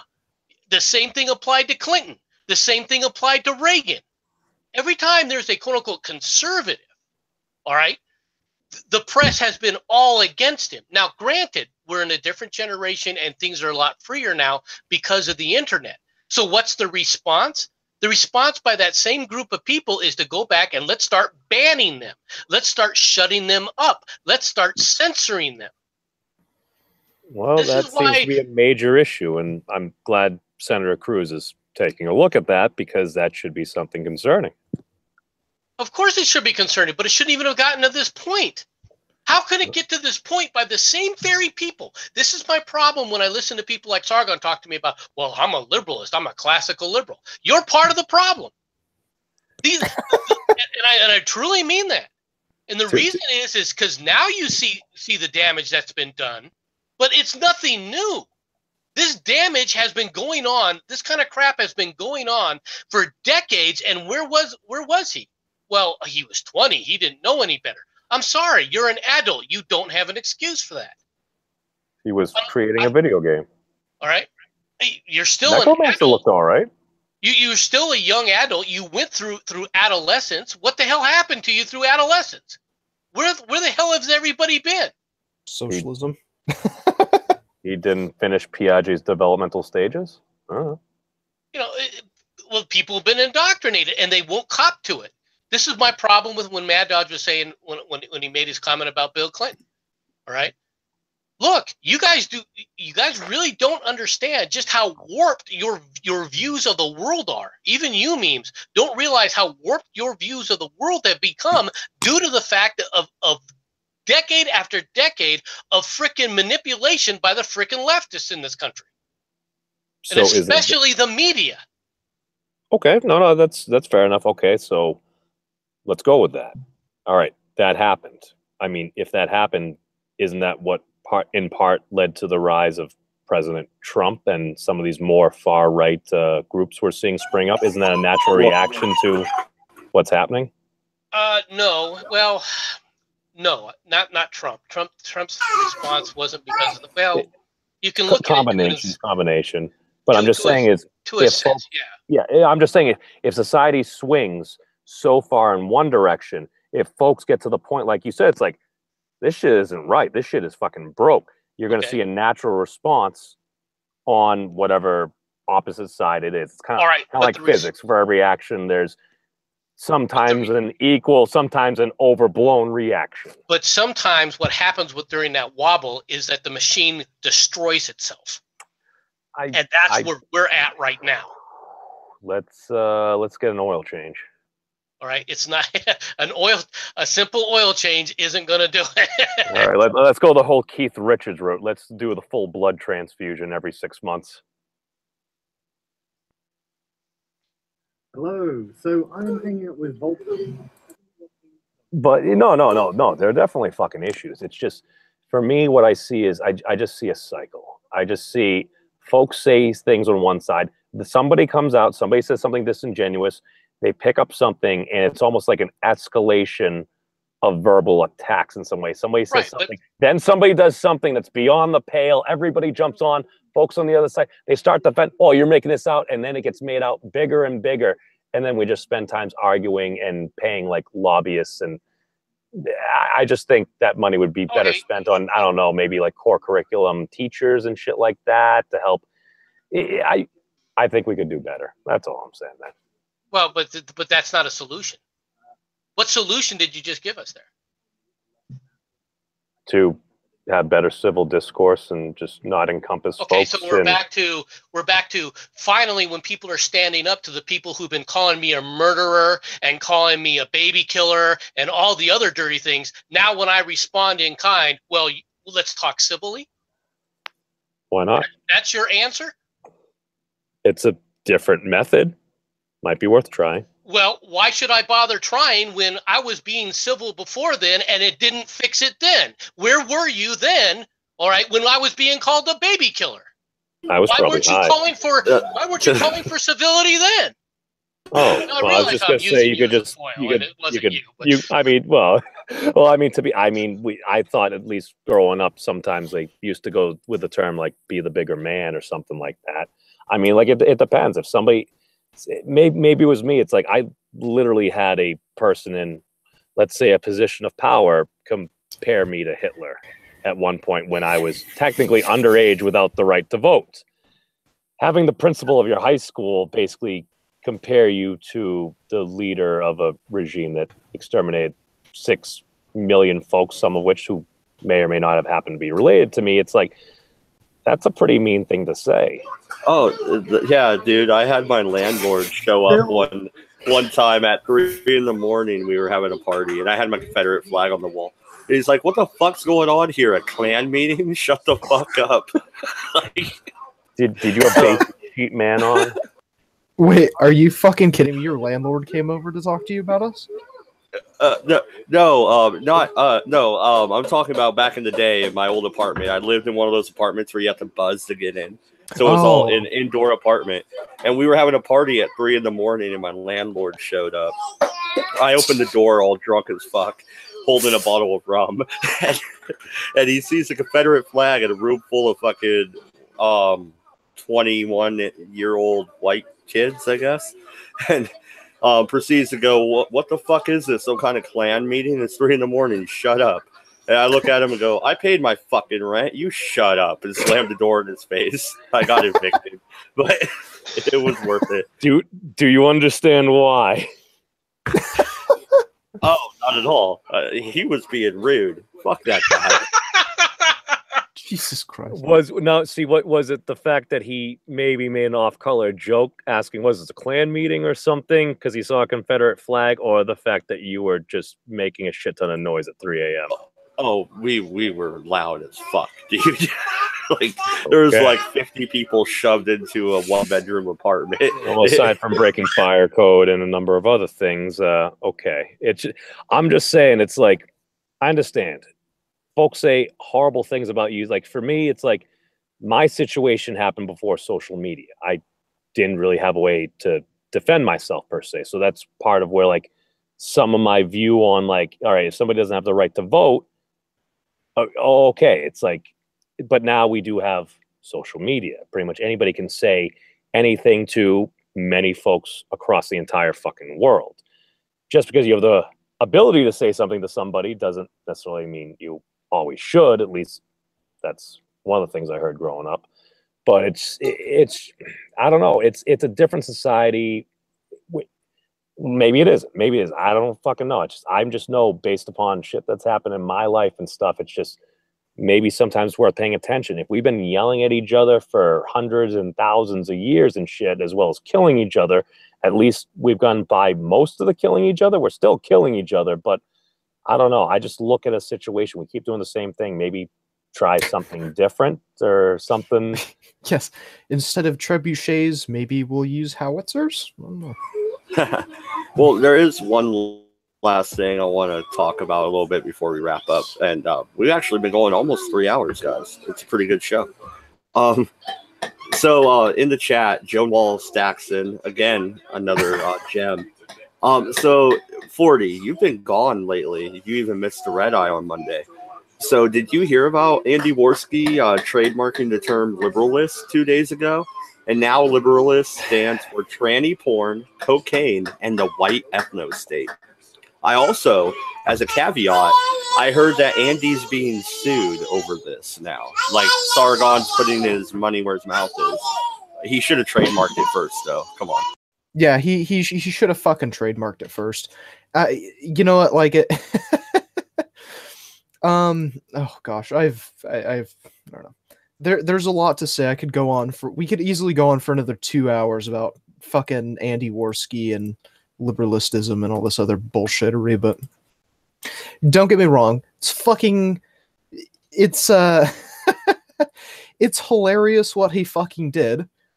But if he fucking seriously trademarked liberalist and expected Sargon to fucking roll over like a fuckboy and do nothing, holy shit was he so fucking wrong. Sargon's not gonna fucking let this guy step on his balls, and he's not gonna sit there and say, "Oh, thank you, sir. Can I have another?" Like he did this for attention, right? Let's not beat around the fucking bush. Let's not kid ourselves. Andy Worski trademarked liberalist because he apparently doesn't like Sargon and wants to piss him off. And if he didn't expect retaliation, he's a fucking goddamn moron. Well, I just would like first off to point out, damn, I wish I had $1,300 and I thought of this first. That's all I'm saying. Like, there's a good way to put the Redeye stream on the map. Piss off Sargon. At least I'll get some hate comments. Second, this costed $1,300 fucking dollars. Is that what his super chat's going to? Hey, white supremacist, maybe donate a little bit less. He's wasting your fucking money. Well, yeah, it's very true. All those $100 super chats that he got from Richard Spencer's fans looks like that studio improvement he was looking for ain't gonna fucking happen. So number one, that was an absolute pro troll move. Number two, as far as what's going on with that, it's Sargon probably does have a part of a case because he actually launched the website. He can go through this or that, but it's again, why did Andy do this? Andy did this because I guess apparently Sargon was saying not so nice things about him, and a particular individual may have just kind of thrown out there, Andy, did this happen to be trademarked? And all of a sudden it's like, oh, here's an idea. Boom. It's done. Number three, yeah, there are too many lawyers in the world. I agree. But, let's face it. Hold on. Let's back this up. So Richard Spencer / Sargon debate happens. Sargon tacitly agrees to a second one, although not fully committing. When Andy wants to take him up on it, Sargon pussies out because he knows he can't fight the alt-right. Andy Worski gets pissed because that's costing him heaps of money. Well, no, that was against Andrew Anglin, but we're talking a rematch. Sargon v. Spencer 2.0 here. Mm-hmm. This was agreed to in the past. As far as I know, it hasn't happened yet. Unless it did happen, maybe at some point. I don't know. No, he went on with, what was it? I think Andrew Anglin or whoever the Daily Stormer dude was. Yeah. And then they thought they were going to have a debate, but he said, no, I was going to have a chat. And they went kind of back and forth on this or that. It's just, I don't know. Is a DM on Twitter like a legally binding contract or like? Well, no. But I mean, here's the fact. This is costing Worski views, and he fucking hates it. And he probably did this literally just to piss off Sargon. Oh, he absolutely did it just to piss off Sargon. Yeah. And like, to be quite frank, JF being there, right? Don't mind JF, but JF has leanings that are alt-right. But him being there certainly isn't going to improve the demeanor. Yes, thank you. He's certainly not going to improve the demeanor of Worski. I mean, honestly, for better or for worse, Andy Worski has changed quite a bit. Went from a typical, anti-SJW, 1 in a million channels to, now he's hosting big-ass fucking names for debates, like colossal names. So he adapted to the business environment. And if I remember correctly, didn't Sargon at some point within, like, the past 6 months or so mention something about Warski, and he would, since Warski was called Warski Live, he's like, I would love to see Andy do a live show. I think that would be so great. And I remember him throwing that out there about doing the live show, and then Andy starts doing the live show, and we're here. Well, no. It's the fact that his attitude and, like MC, the demeanor of the entire show has changed. So it went from basically this anti-SJW, the typical bullshit. Like, this week, this stupid thing happened. Please laugh. The typical SJW channel. Yeah, folks got bored of it. Yeah, folks got bored of it. But I mean, not only that, but like the topics have changed, right? Let's just say the Jewish question has become a very prominent topic. So that is certainly not the Andy Warski of 1 or 2 years ago. Or I don't remember. When I just want to throw this out there, but I'm waiting for that new Franny music video, and I fear that it died along with lots of people in the ovens over at Warski's compound. Franny fucking music video. Apparently it actually does exist. Apparently it wasn't totally deleted. There's someone out there that has the Franny music video. Mr. Medicare got his fucking hands on it somehow. I don't know how. The Fran is out there. Well, I saw the first one with him and Chris singing on the bridge, but there was supposed to be another one, and I never saw the second one. Oh wait, I think we're talking about two different things. Oh fuck yeah, I think we are, because I'm not entirely sure what you're talking about. So what you're saying is via the whole what was it? They call it Troutgate, whatever the heck it is. Basically, it kind of went into kind of like a live streaming channel during that Patreon stream. Drama started happening. People were interested. People started watching. People started giving them money. They started bringing on different folks from here, there. They realize, okay, certain folks want to see this. They give the people what they want. How is that different than like a Roman Coliseum and stuff like that? They straight up say it's internet blood sports because they're discussing things that folks want talked about and they're getting paid. Well, they're incentivized. No one's saying that's a bad platform. That's what the Redeye's been the whole year I've been running it. We argue about the death penalty. We argue about all sorts of passion-inducing topics. But you don't look like Jesse from Breaking Bad. Yeah. I'm not gonna lie. When I first put Warski on, I'm sitting there the whole time waiting for him to bust out and say, "Yeah, bitches." Forks got bored of it. No, and Andy's typically a nice guy. Fair enough, but I mean, fairly reasonable and polite. To be fair, he's like you in many ways. But that's not really the problem here, though. The problem is he's taking people that were once his friends, and he's throwing them under the bus for financial gain. It kind of seems like is he, or is he just kind of sorry about that 40? But basically, is he just kind of having arguments with folks, and if folks are saying mean things or not so nice things about him, he ends up being a super troll and fucking ninjas the term of your movement. Well, I mean, the thing is, if you want to talk about like throwing people under the bus, I mean, if you want to, like the Krautgate and everything, I think he rightfully did that to fucking, who are those two cons? They look like fucking hippie trash that live over in like fucking Slag City. The YouTube saints. Yes, fucking isn't it like Wizard of Cause and Jeff Holiday, right? Yeah, Jeff Docs Holiday. Yeah, fucking Jeff Holiday and fucking Wizard of Cause. Those fucking weird ass looking people, right? So rightfully threw them under the bus because there was some shady dealings and some tacit agreements in the doxing server that Kraut had. That maybe it's not a bad idea to start doxing people we disagree with. So rightfully throwing those people under the bus. But I mean, the whole thing that he's squabbling with Sargon over, it's totally unnecessary in my point of view. I mean, Sargon agrees or tacitly agrees to a debate, pussies out, calls you a liar, and so you trademark his fucking stupid liberalist thing, and now he's just gonna sue you. It's it's fucking unnecessary escalation. Well, and how exactly can he sue him? How's this international court fucking lawsuits for intellectual He property? registered a website. He could make the claim saying, this is part of something that I have already registered, have an active website for, thereby you are harming my ideological whatever it is. And to be fair, even if he has the name, what's that mean? It doesn't mean he can only print things with it on it. If Sargon only really just needs an internet forum, why does it matter? Well, actually, it matters because some of the things they're linking to liberalists will come up in search engines. That's essentially what their argument's about.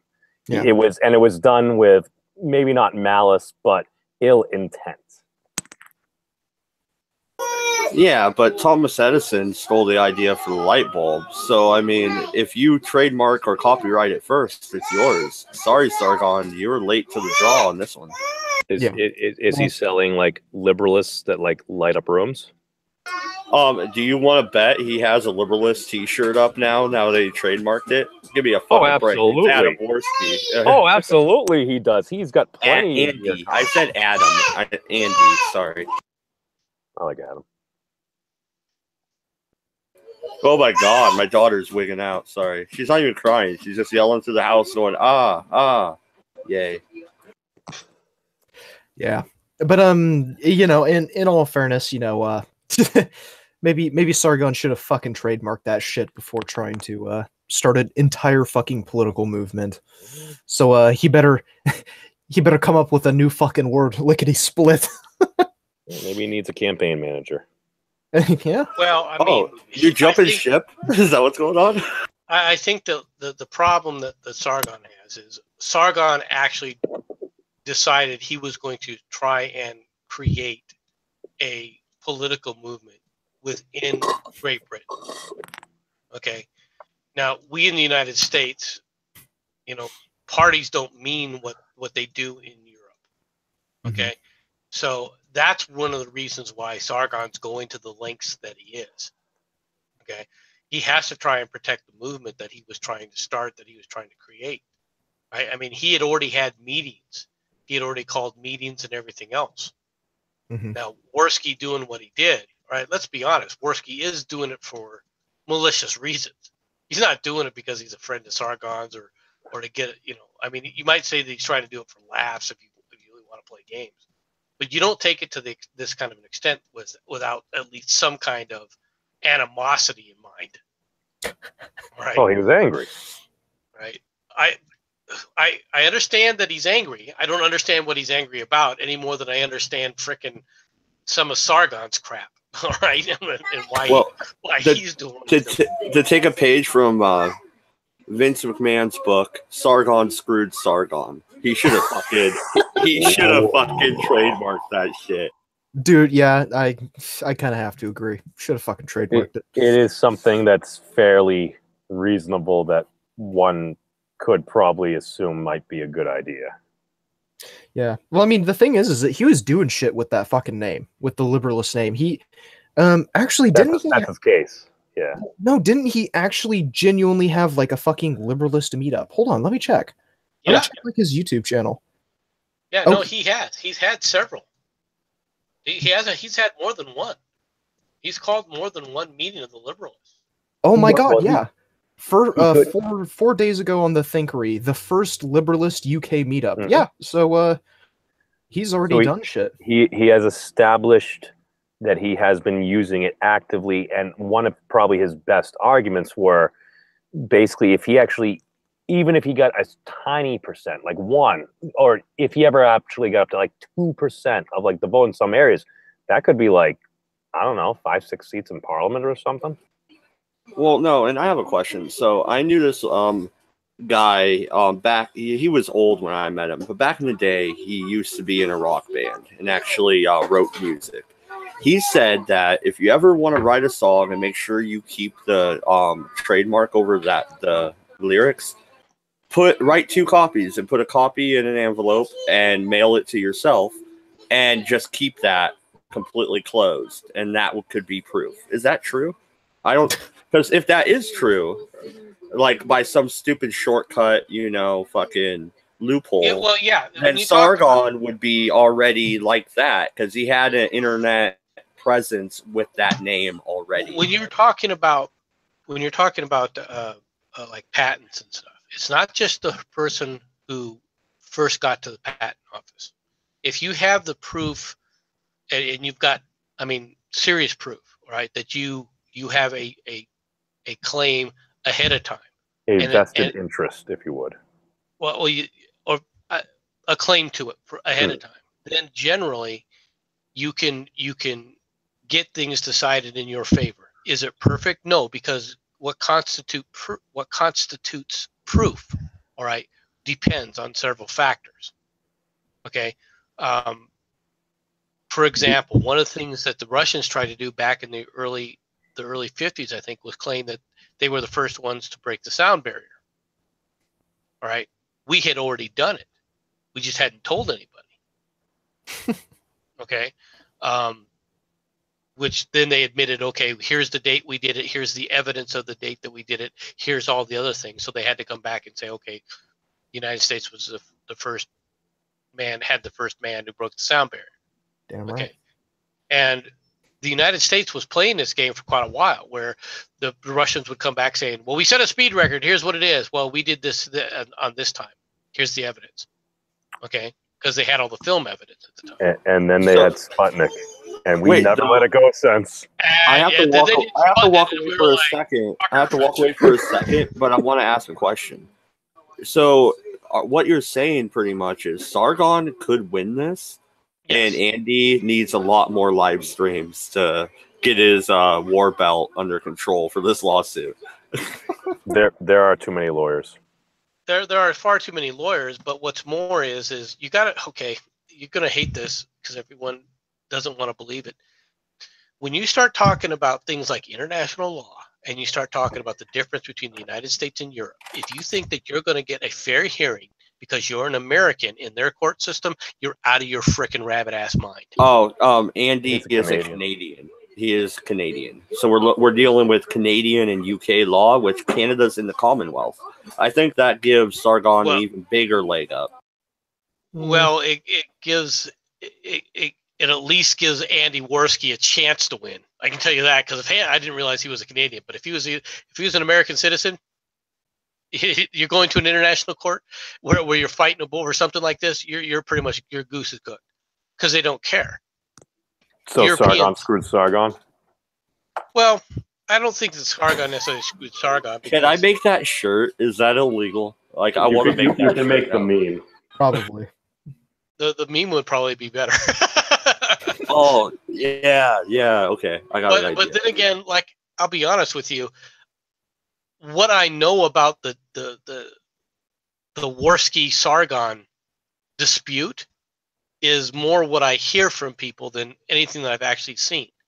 And frankly, because I'm not interested in it, I'm not into drama all that much, So, but could he win it in a legal case? Sargon could definitely win in a legal case.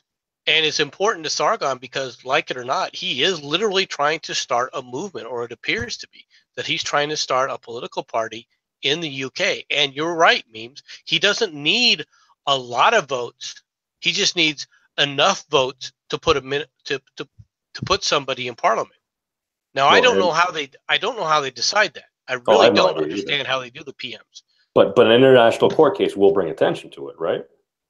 Oh yeah, it's a win-win for Sargon. Are you kidding me? No, and I tend to think it's like he is a reasonable.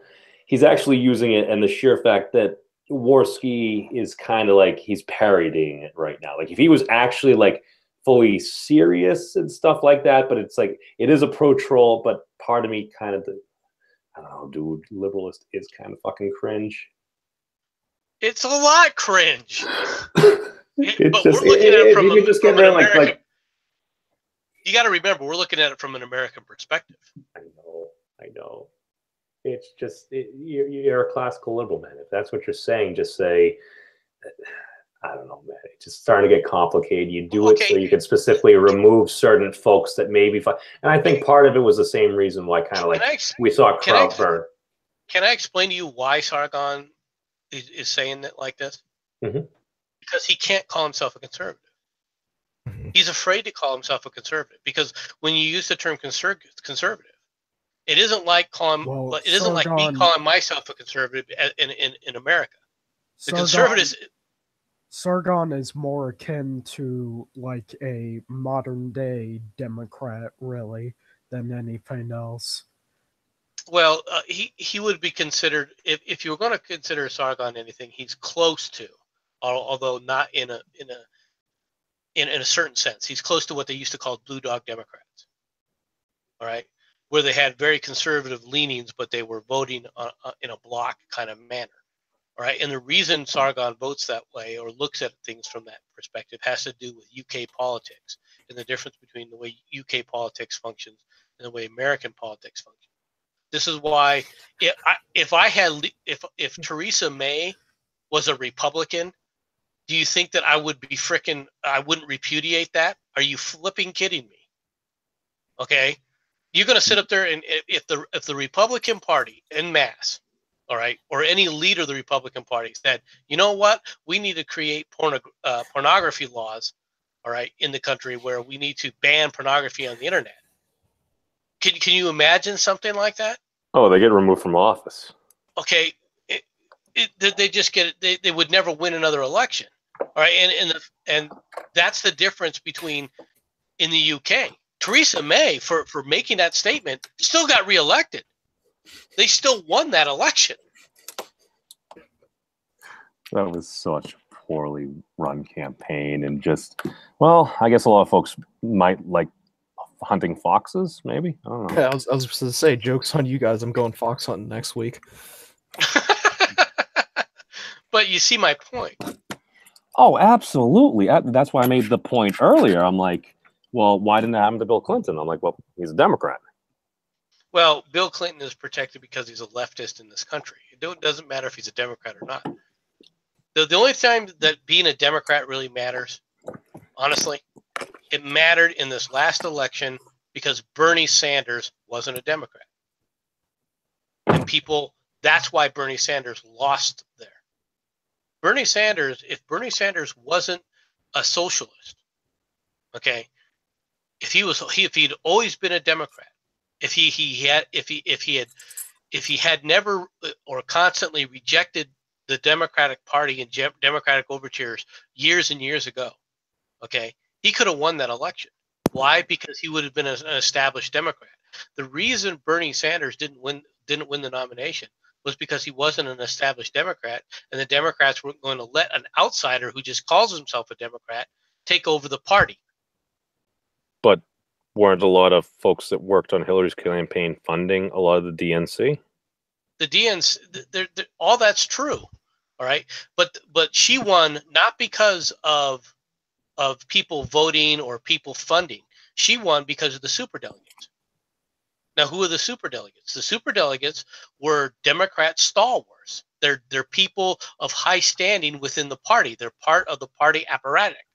But MC, here's the thing. It's not like starting out down 600 votes before you actually start your campaign may make the folks think that, well, maybe you can't win, so I'm going to vote for the person who's going to win anyway. Yeah, but that's not what happened.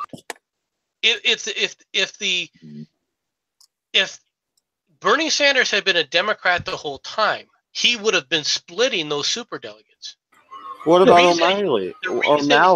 What about the Irish fucking Democrat guy that was running? He was just a placeholder. He didn't even try. O'Malley destroyed any chance try. he had of running a campaign when he sit up there and actually pushed through in his state a rain tax, where they taxed people on how much rain fell on their land. Well, at least it wasn't cow fart tax. That's insane. I didn't know that. That is totally fucking batshit crazy. Oh, see the reason why I thought Bernie Sanders lost was because, like, most of the media was covering like an empty podium awaiting Donald Trump, while Bernie Sanders was giving like a speech to 30,000 people. You can claim that, but that's not why he lost, though. But he lost because of the superdelegate counts. Well, he would win primaries and end up being 30 30 delegates down from Hillary. Why? Because Yeah, all but the super wait a minute, delegates were though. Hillary's. Let's share the blame here. Remember what they did to Ron Paul? They wouldn't even let his delegates seat. They would not seat the Ron Paul delegates. They would even not. It would have made and did Ron Paul hold on? Did Ron Paul's delegates were they part? Could they have at any point in time? Was it ever going to go to a second ballot? Yes, it could have. No, it could not have, because that's what the big rumbling was. Is they changed the laws at the last minute. The big rumbling was they were going to cause a riot, and they had said they were there to cause trouble. Right, we will. We're going to cause the revolution. Keep it up. Was that same with like Lauren Southern? But you didn't have the numbers. You were just going into the convention to cause a frickin' riot. No, they changed the rules during the middle of some of these straw polls and stuff to not even let the Ron Paul voters vote. Did you not see the corruption that was going on in that election? How many states have and the states are the ones that decided, the state parties of these groups make these decisions. How many states have straw polls? Not even that. It was some of the primaries were fucked up. Like, dude, if you look into that election, Ron Paul got screwed. Well, how about I've looked into that election several different times. Ron Paul did not get screwed. Well, okay. Well, how about Gary Johnson, the actual like libertarian candidate we had this last time round? I thought that you had to basically be at like 15% in the polls to get into the debate, which is always like the cutoff for like many of the third party candidates. Right before the last CNN debate, I remember like literally he was at like 15%, and I think it was a CNN poll, or I at least saw it on CNN, but he wasn't on the debate stage. What was his percentage? It was literally 15 at that point in the campaign. It was at 15. That's what somebody said in a poll. No, this was before. No, but I think it was a CNN before poll. The what is Aleppo gaffe. MC, you have to remember this was before. Was what it is average Aleppo? of all the polls? Probably not, but at least something very close to CNN or a very reputable poll. And the Libertarians won the lawsuit. They'll be in the next debate. At least they better be, because they won the lawsuit. So they won after the debate. They can win the lawsuit. Let's see what happens in the next go around. Because I think Gary Johnson did more damage to the Libertarian Party than you guys can believe. You put Bill Weld up there instead. Oh, fuck Bill Weld. That's that was the biggest problem with that ticket. It should have been Gary Johnson and fucking. Don't be ageist. It should have been Gary Johnson. I know. Bill Weld is a Hillary Clinton supporter most of his life. He said nice things about Hillary. He was a crap candidate for VP. He was my former governor. I'm sorry. Hey, I'm biased. It's all right. These things happen. Oh, I didn't know he was your former governor. Well. I know. I voted to him too so begrudgingly. He made it so fucking hard. God damn it, Mitt. Just stop being an android.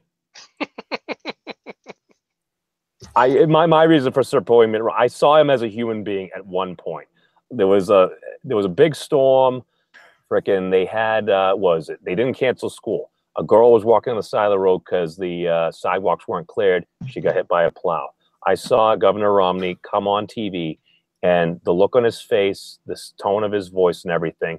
What I saw there was I saw a man that had been successful in business, had done all these great things, saved the Olympics, all this jazz. And he seemed distraught. He's like, from what I got from what he was saying, I don't know, maybe he was acting, but at least at the time when I saw it and I heard it, he sounded generally like, how the fuck could I not let this happen? And since then, I have noticed they have canceled, because they used to not cancel until like literally right before school. Like we would be up getting ready to go to school. After that, over this past like decade and a half, literally they've taken to canceling school in the night before. Literally, they've canceled school now, like when we didn't even get any fucking snow. But it's almost like an abundance of caution. And I did notice a difference. So, I mean, for me, that was a humanizing moment. Again, the campaign he ran was fucking horrible. Why was it horrible? Well, he had cringe. About to slam you with something. Okay. Horrible. To be fair, that was an over dramatization. He didn't seem affable. He wasn't the Mitt that I had seen at that point. I don't know. Maybe he had changed. I mean, Paul Ryan, Paul Ryan, maybe you don't like the guy, but you know what? I think he's a decent dude. You can disagree with him on policy, but as from a lot of folks in Congress, I thought he was all right. But when he starts saying binders full of women, and he lets folks beat him up on that, and he just doesn't say, no, you know what I freaking meant. So he tried to tone down the rhetoric and go soft and trying to be above board. Is that what you're saying? Well, yes, he just did it poorly. Okay. No, well, here's the thing. You see Mitt Romney, he comes out there, he's like, I like this place. The trees are the right height and everything. He seemed so fake, man. He didn't seem genuine. And it's like folks picked up on. He was acting like he had a 36.5-foot pole up his ass. Every time a Republican attempts to try or conservative especially, attempts to come out and be quote unquote reasonable and reasoned and quiet and not go after someone. Mitt Romney is one. Same thing happened with McCain. We want to just have a conversation, and we're going to be civil with each other. Somehow the other side doesn't have to be civil, can say every freaking dirty friggin' thing under the sun, and yet it doesn't seem to garner votes for the person. And then let the President Trump, who's like, fuck all this shit, and he just smashes everything. No, I understand that, but it is a combination. And again, typically, I believe you should vote for the person and not for the party. You should vote for the person that you feel is going to do the best job in relation to what it's important to you. And so I just go back to, I look at it and it's the thing that bothered me, man, is when Mitt Romney is there on the debate stage and he has a point that he's extremely confident in. He turns to Rick Perry, he's like $10,000 bet, shakes out his hand, and then Rick Perry's like, whoa, Mitt, that's not all of us have as much money. And he was ashamed of being rich. That's the thing. It's just he's trying to pretend like he's not rich and stuff. And he felt so awkward when folks came up. And then you have President or Donald Trump at the time, he's like, oh yeah, I'm really rich. You might not like the tone of his voice, but at least he's being honest and he's embracing who the fuck he is. The reason he won the nomination is of all the candidates, the reason he had such a hardcore support, and it was not the majority of the Republicans, but the reason he had such hardcore support in the Republicans is that he was willing to fight, and he was willing to take on anyone.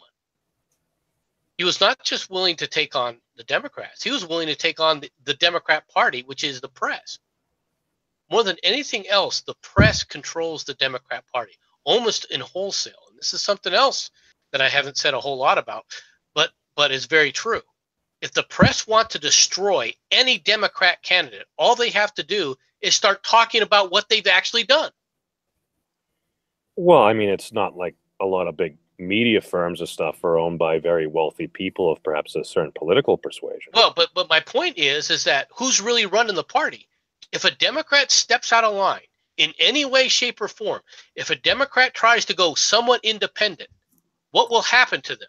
The press will come down on them because they'll sit up there and expose what they've done.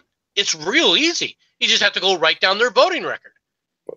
Because the press has been hiding all that.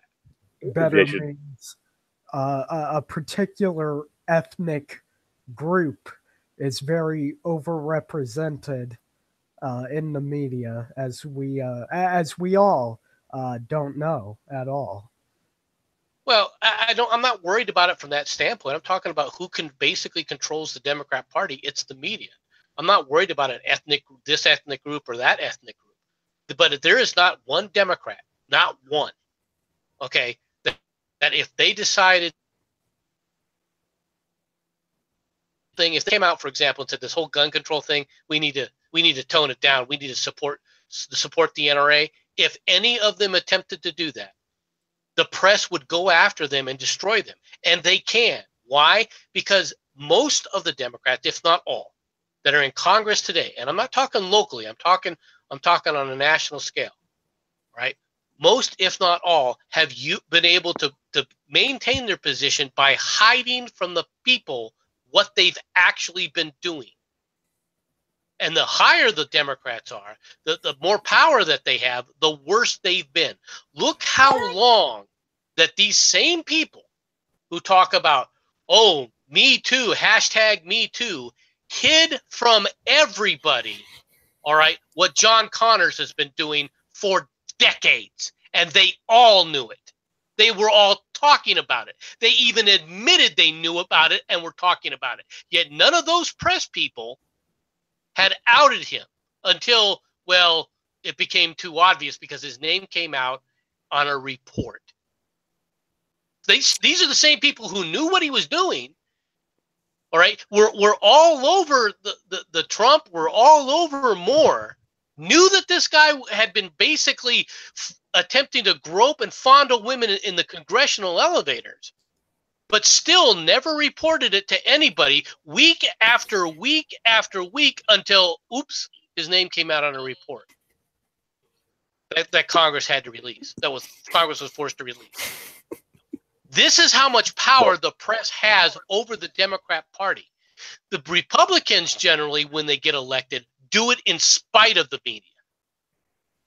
Well, it almost sounds like you need like some more conservative outlets to cover like another perspective on the news. Okay, now look at how much they've demonized the one conservative outlet that exists already.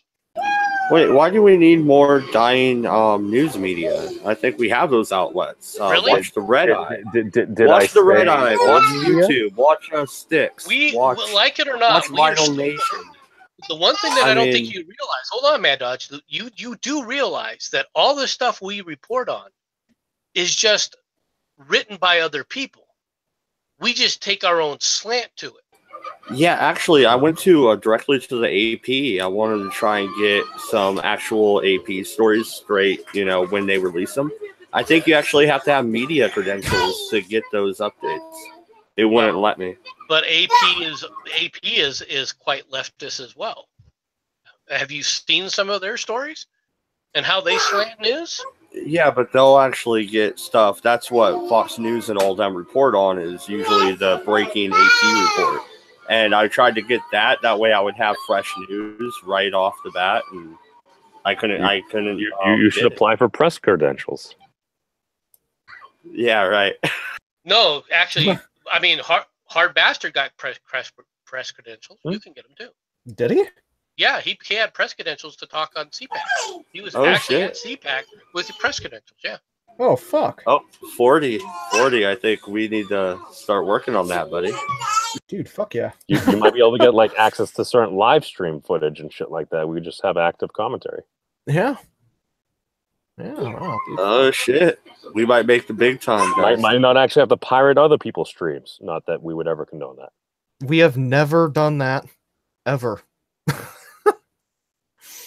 Yeah, we totally didn't cover that fucking Sargon debate. So what you're saying is it's like signing up for iTunes.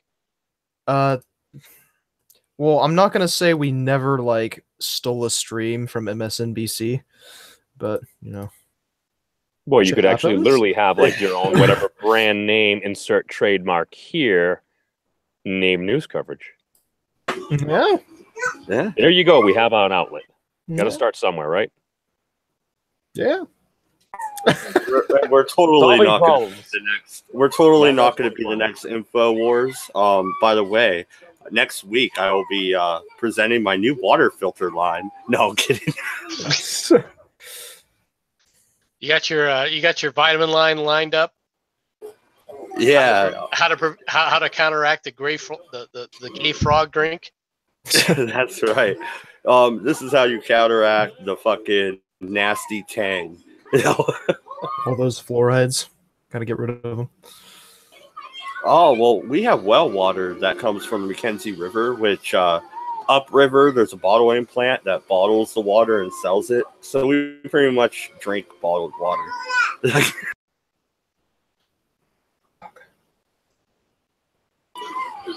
Like the same stuff they're selling for $5 a fucking whatever we get for free. So that's nice. But no, we've gone quite a while. Any last thoughts? Trademarking the liberalist movement. Come on, that's a dick move, right? Yeah, It's it's amusing. Yeah, it's gonna be funny to watch two big YouTubers go at each other's throats. So I can't say I don't think it's gonna be disappointing. Looking forward to it. Well, eventually, when the lawyers get involved, both of them won't be saying anything about it. That's what's going to happen if they're serious about it. Now, the question is how far does Worski really want it versus how much does Sargon want it? I think Sargon wants it bad. Oh yeah, it's going to be the world's costliest game of chicken. I mean, it's going to be amusing. It really is. But hey, if you're into that kind of drama, sounds good. Do you think a gag order will stop Andy from talking about it on a live stream? I think he'll have a couple drinks and say fuck it and spill everything. Yeah.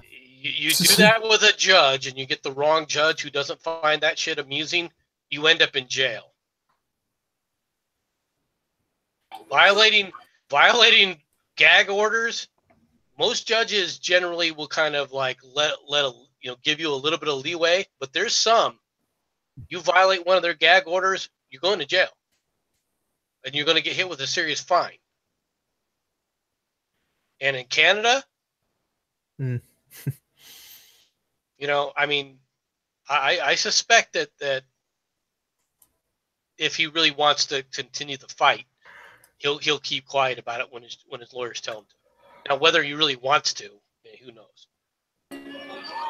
Yeah, I think he's going to back down first. What say you guys before we wrap it up? Well, you said it costs how much for trademark? Like 10 grand or something like that? I saw a little video thing where Andy said it cost him $1,300 to get the trademark. Oh, $1,300. Oh, okay. That's not. I thought you said like maybe $13,000 or something like that.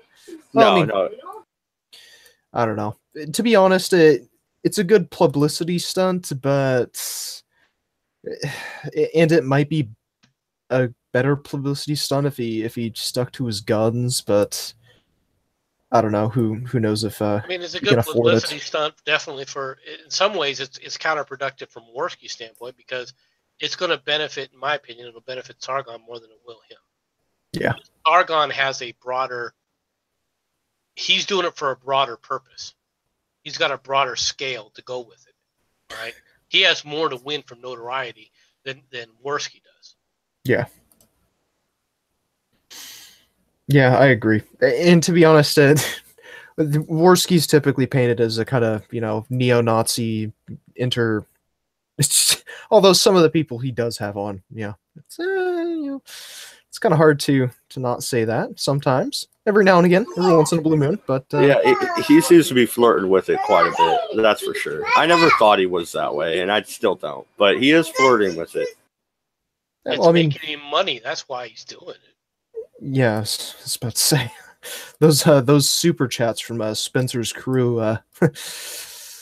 Whoever said money doesn't talk is moronic. Well, I mean, if you're on YouTube, if what you're doing is to use it as part of your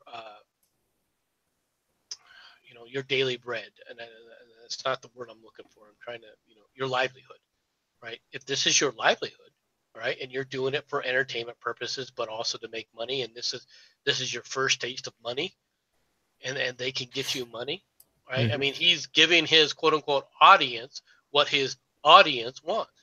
It is when it comes right down to it. We are doing this for all intents and purposes. We're doing this for entertainment of other people. Yeah, no shit, dude. If I made $20,000 on Streamlabs, I would be trying to repeat that. You know what I'm saying? Yeah, damn right. I bet some of your opinions would change real fucking quick too. Well, his opinions may not change, but his voicing of them might. Yeah. There'd be a lot of sentences started at like, to play devil's advocate, maybe the ovens should come out. Yeah. I mean, the Nazis were like all bad, They did a few good things. Panzer program was okay, you know. Yeah. You know, they were great with creating the first jet planes. You know. Have you ever met a real Nazi? I have. But gladly, no. You have? I haven't. Yeah. Actually, a real nice guy, but I'm not one of those darkies. So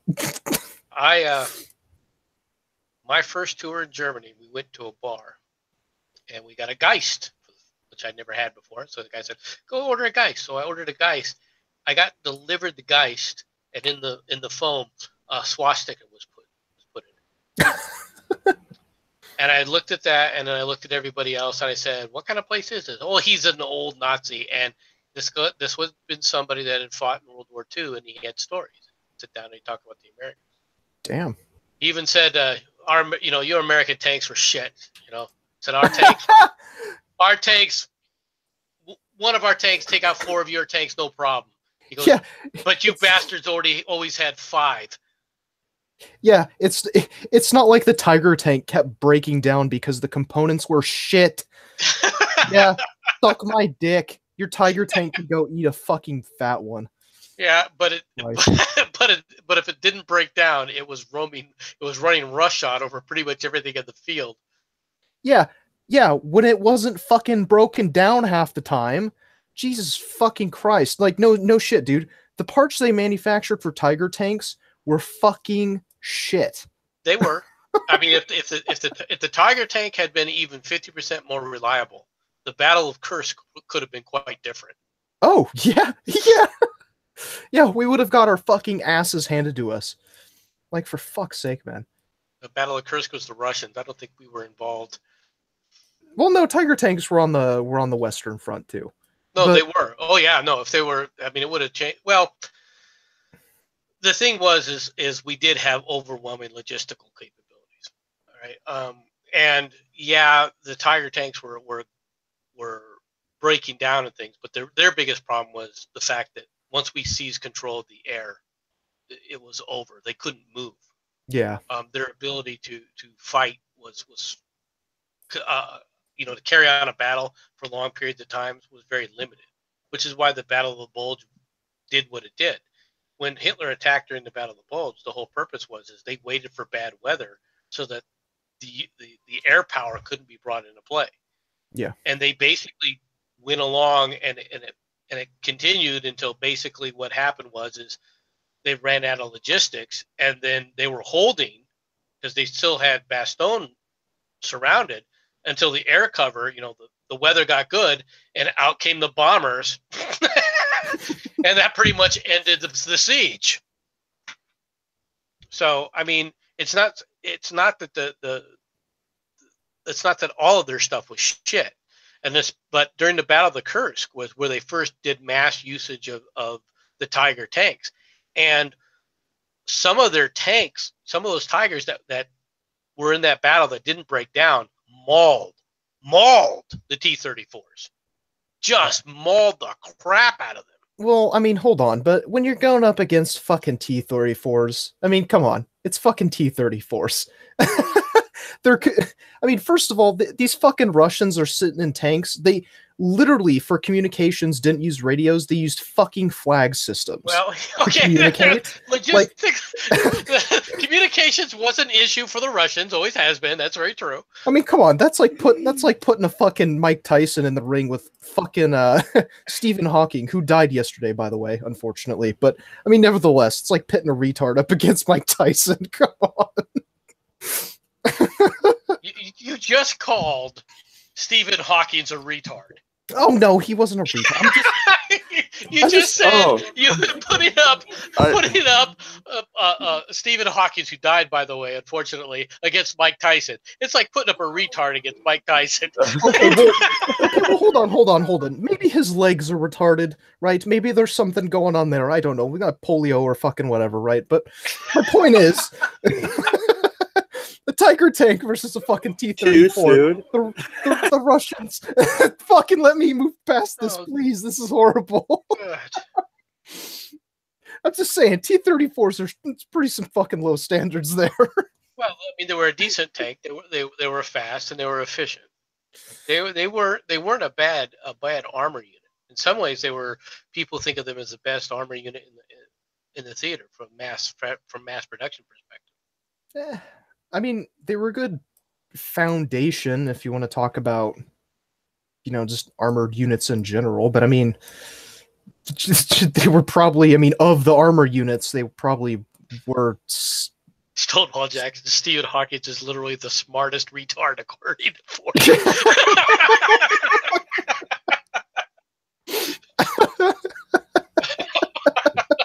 That's awesome. That's really awesome. I was going to say rest in peace, Stephen Hawking's at the end of the show, too, but I think Forty already summed it up for me. Fuck. How did we get from gun control to Nazi tank technology? I don't know. It's fucking excellent. I don't know. How did we? I don't know. Oh, the Nazis in the bar. Yeah, that's it. Bragging about their fucking tanks that break down half the time they fucking start the shit up. Yeah. Well, that was the Tiger, but the Panthers were far more reliable. Yeah, that's true. I mean, which one? Hold on. Which model of the Panzer was it? There was one model of Panzer. I think it was like the third, or no. Panzer 4. Oh, was it the Panzer 4 that was complete shit? Yeah, I remember that one. That one would break down all the time too. Was it 4 or 3 that was shit? One of those. You're right. When it was, I don't know, because Panzer 4 was actually pretty good. I think it was the 3 that was kind of shitty. Yeah. It must have been the 3, but there's one of the Panzers that was shit. But I mean, Panzers were okay. They were pretty reliable. But the fucking when they started getting off to like the odd offshoots of tanks, like the Tiger tanks they were good if they started. if the morning wasn't too cold, maybe you could drive your Tiger tank for a couple miles. Their problem wasn't if I remember correctly, their main problem wasn't the engine so much as the frickin' transmission was so horrible. It's like you try to put it in gear, it's like, guess not. Yeah. It used, I think, a Porsche, a brand new Porsche gear train or something like that initially. So its gear train sucked really bad. Well, you heard it here from MC. Fuck the Porsche. No, this has been the Redeye stream number 94. We're going to wrap it up and probably hang out offline for a few minutes. But thank you, everybody, for watching. Good night and good luck.